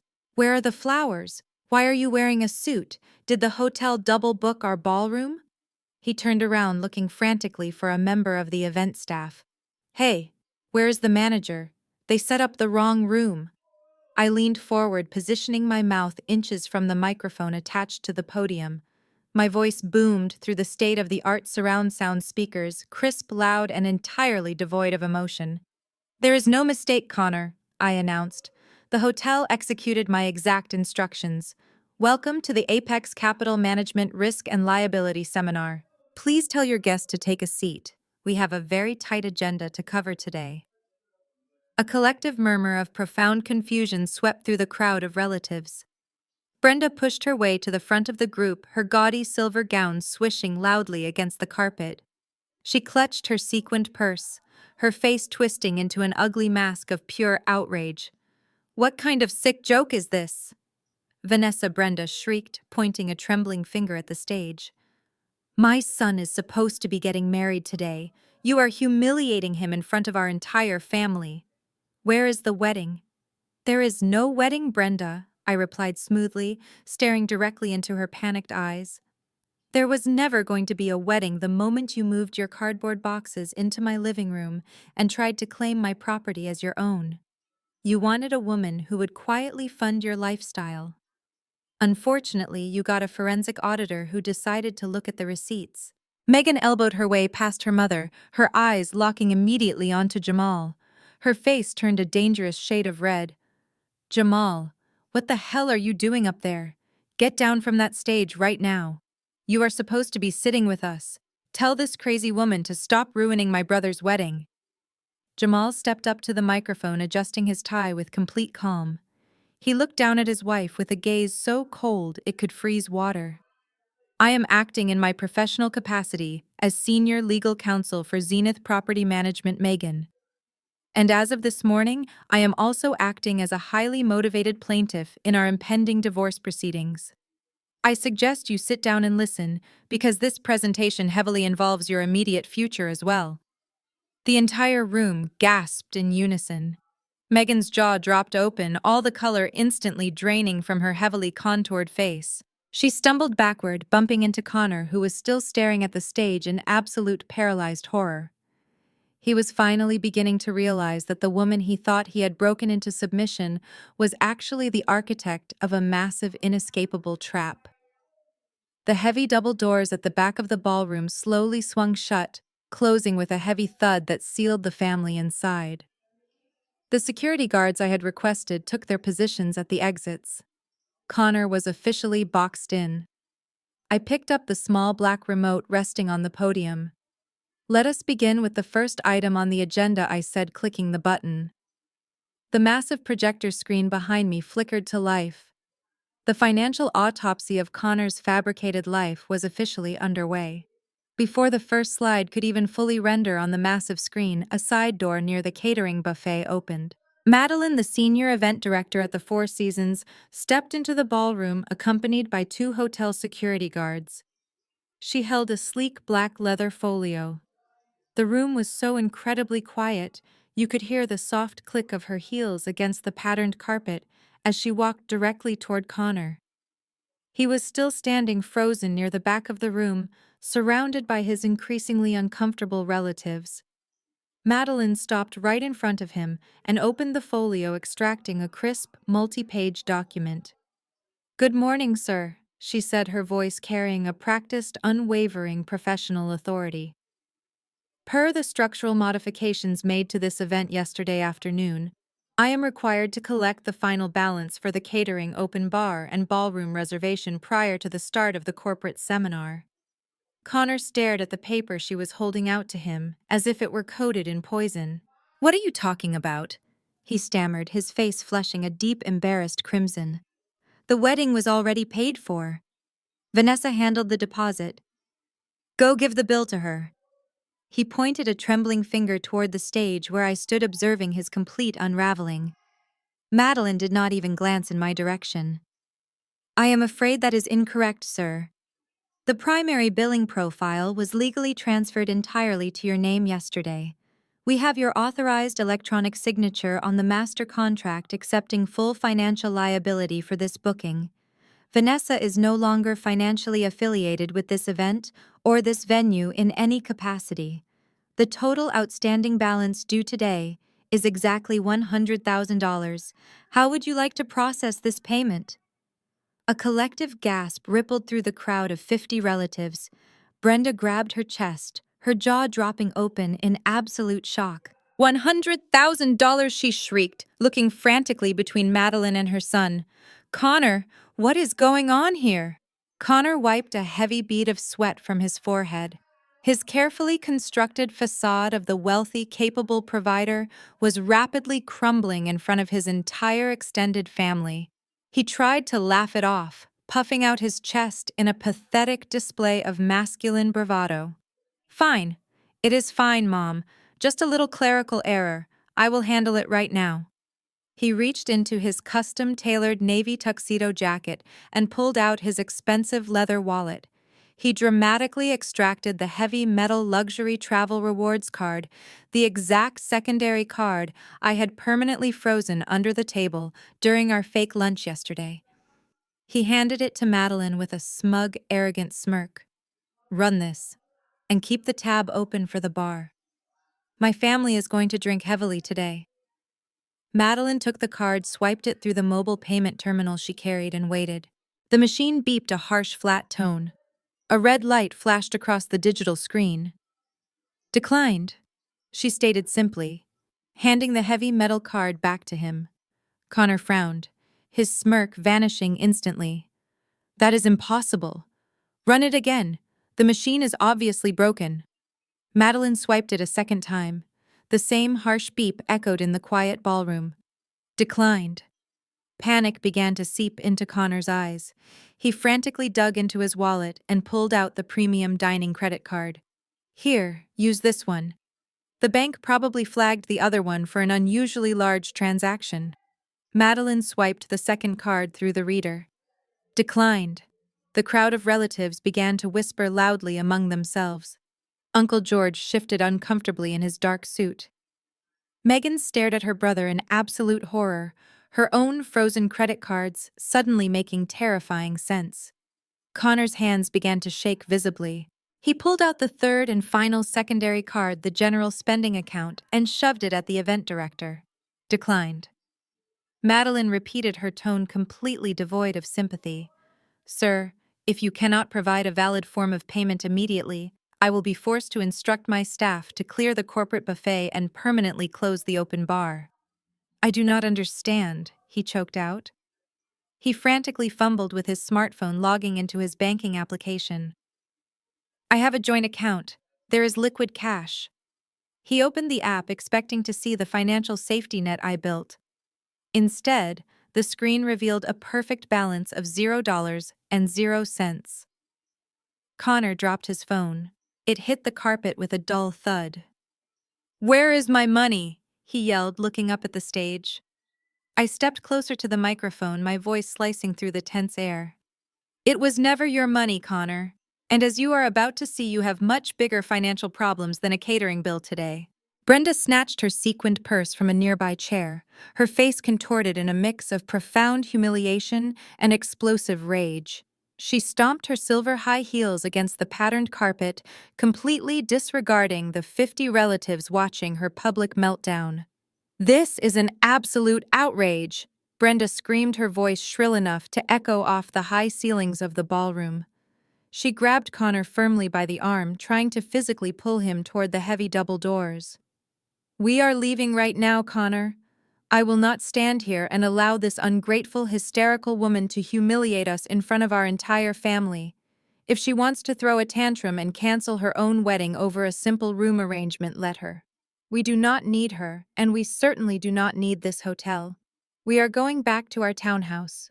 We will order our own food, celebrate by ourselves, and she can figure out how to pay this ridiculous bill on her own. She tugged at him again, fully expecting to march her family back to the luxury property they had invaded just yesterday. Connor, still trembling from the reality of his drained bank accounts, nodded frantically. You are right, Mom. Let us go home. He turned back toward the stage, trying to muster one final shred of defensive arrogance. You are completely insane, Vanessa. Keep the hotel. We are going back to my house and you are not getting through the front door. I did not say a word. I simply stepped back from the podium and nodded to the man standing to my right. Jamal took a measured step forward, his polished dress shoes completely silent against the wooden stage. He reached into the inner breast pocket of his tailored black suit and smoothly extracted a heavy silver-plated corporate identification badge. He held it up under the bright stage lights for the entire room to see. I am afraid you are not going anywhere near that property, Connor. Jamal stated, his deep voice projecting absolute legal authority through the microphone. I am the senior legal counsel for Apex Real Estate. Yesterday afternoon, my corporate conglomerate executed an instant cash transaction to fully acquire the townhouse located at that address. The deed was legally transferred, recorded, and stamped by the county clerk. Vanessa is no longer the owner of that property.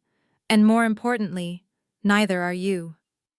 Connor stopped dead in his tracks, his eyes widening in pure disbelief. What? No, that is impossible. I have established residency. I have boxes there. My mother lives there. Jamal let out a sharp, cynical laugh. Moving 15 boxes of garbage into another person's living room without a signed lease does not establish legal residency. It establishes trespassing. Furthermore, you were formally served with a 48-hour notice to vacate, which you arrogantly ignored. Because the townhouse is now classified as a commercial asset, slated for corporate redevelopment, standard residential eviction delays do not apply to you. Brenda gasped, her hand flying to her mouth. You cannot do this. All my belongings are in that house. My clothes, my jewelry, my family photos. I picked up the small black remote from the podium and clicked the right arrow button. The massive high-definition projector screen behind us instantly shifted from the stark white corporate logo to a crystal-clear, full-color live video feed. It was the exterior security camera mounted directly above the front door of the townhouse. The bright morning sun illuminated the manicured front lawn and the wide concrete sidewalk.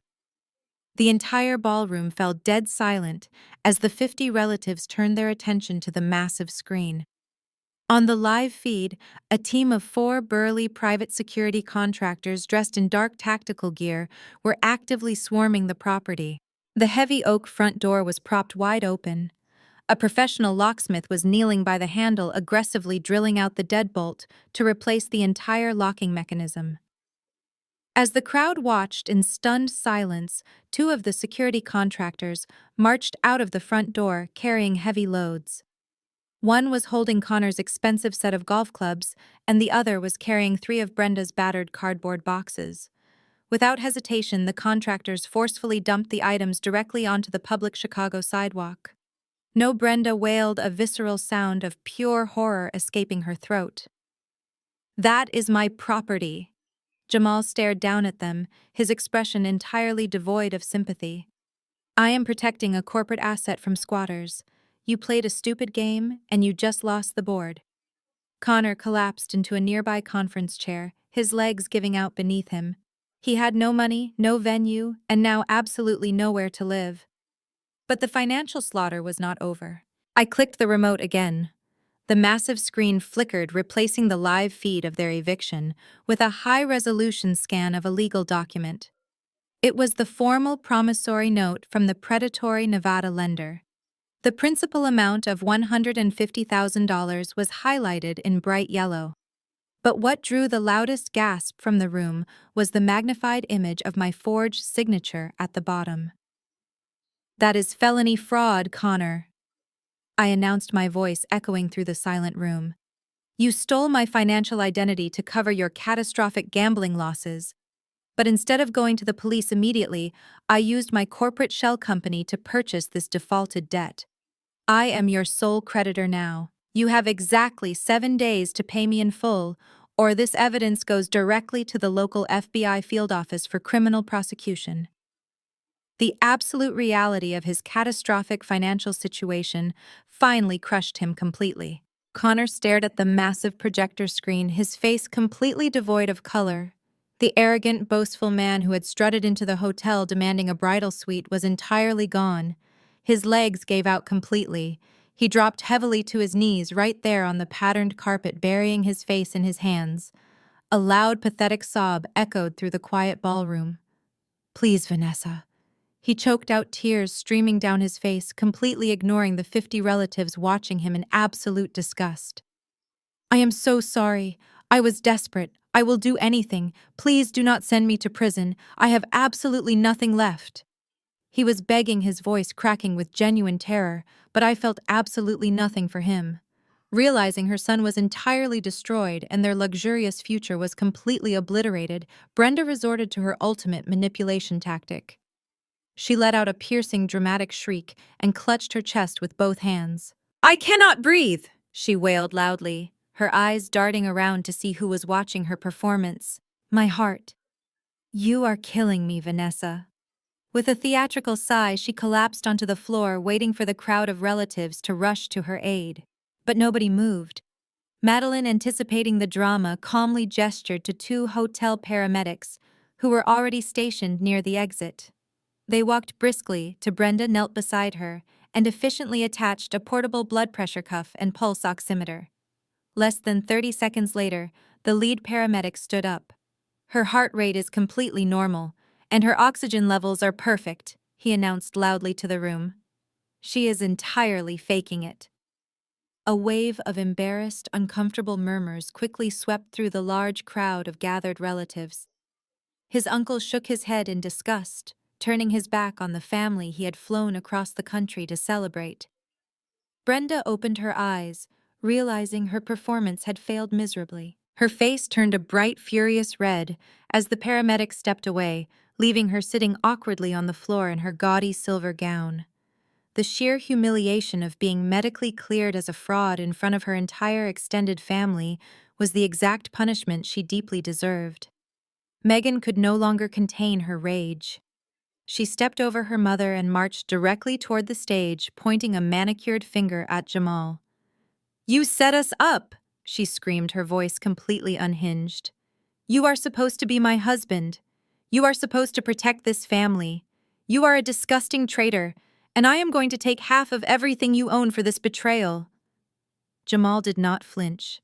He calmly opened his structured leather briefcase and pulled out a thick manila envelope. He stepped off the stage, walked right up to his screaming wife, and pressed the envelope firmly against her chest. "I am protecting my assets from a family of parasites," Jamal replied smoothly. "You signed an ironclad prenuptial agreement, Megan. You get absolutely nothing. Consider yourself officially served today." Jamal turned around, gave me a brief, respectful nod, and walked out of the ballroom through the side door, leaving Megan staring blankly at the divorce petition in her trembling hands. Madeline stepped forward, flanked by the large hotel security guards who were ready to assist. "This event is officially concluded," she announced to the room.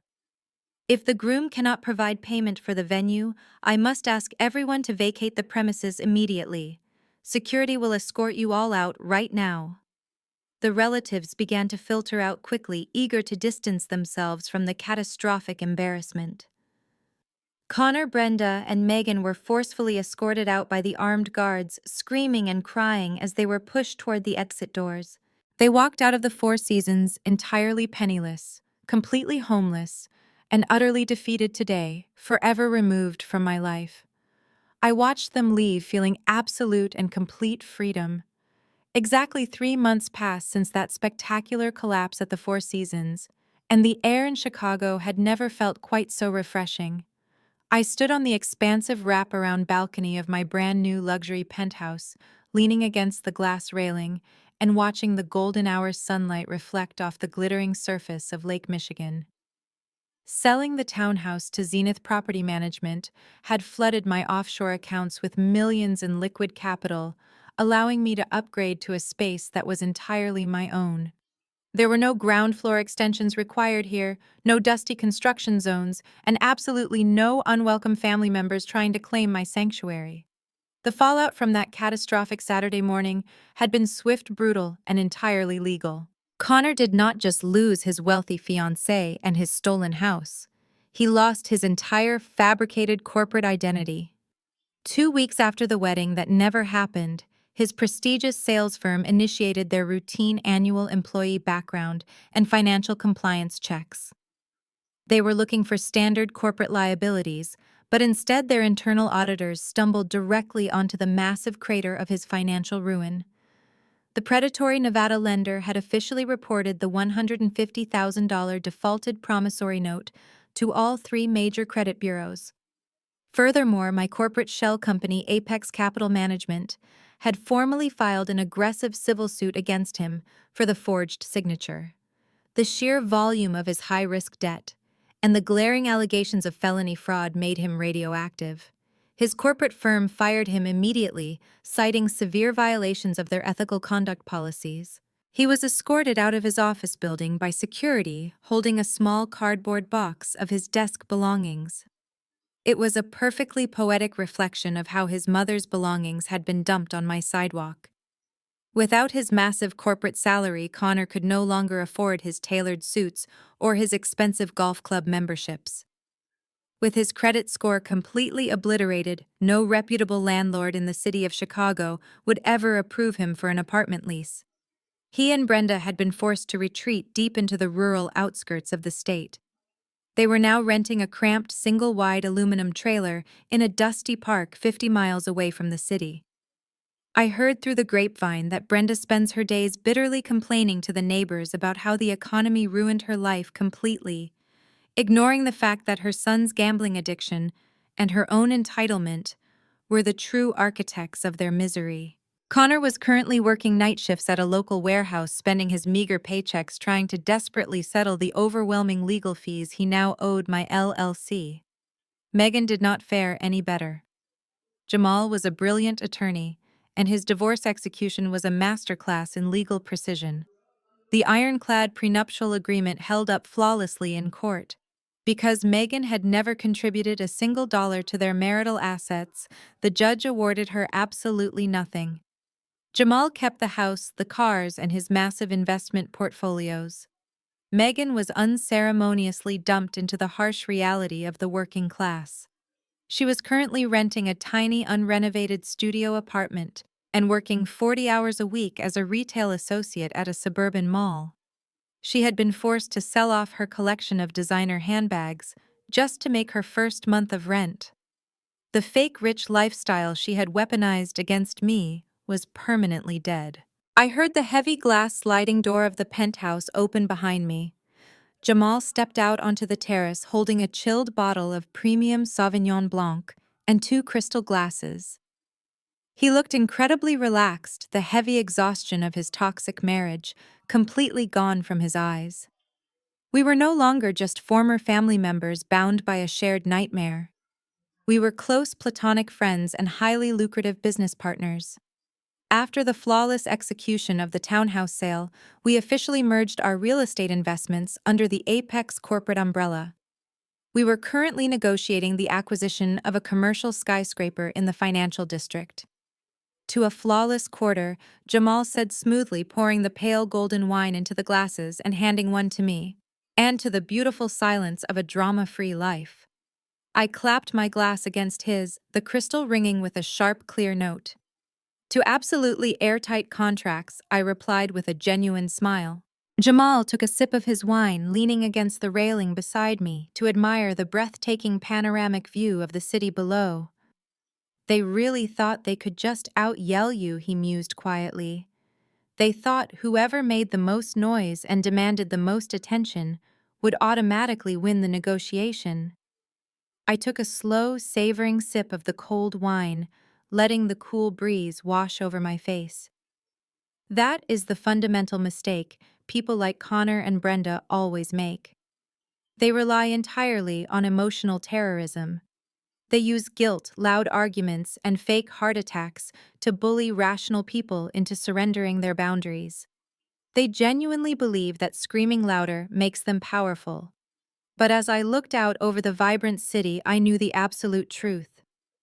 True power does not require raising your voice.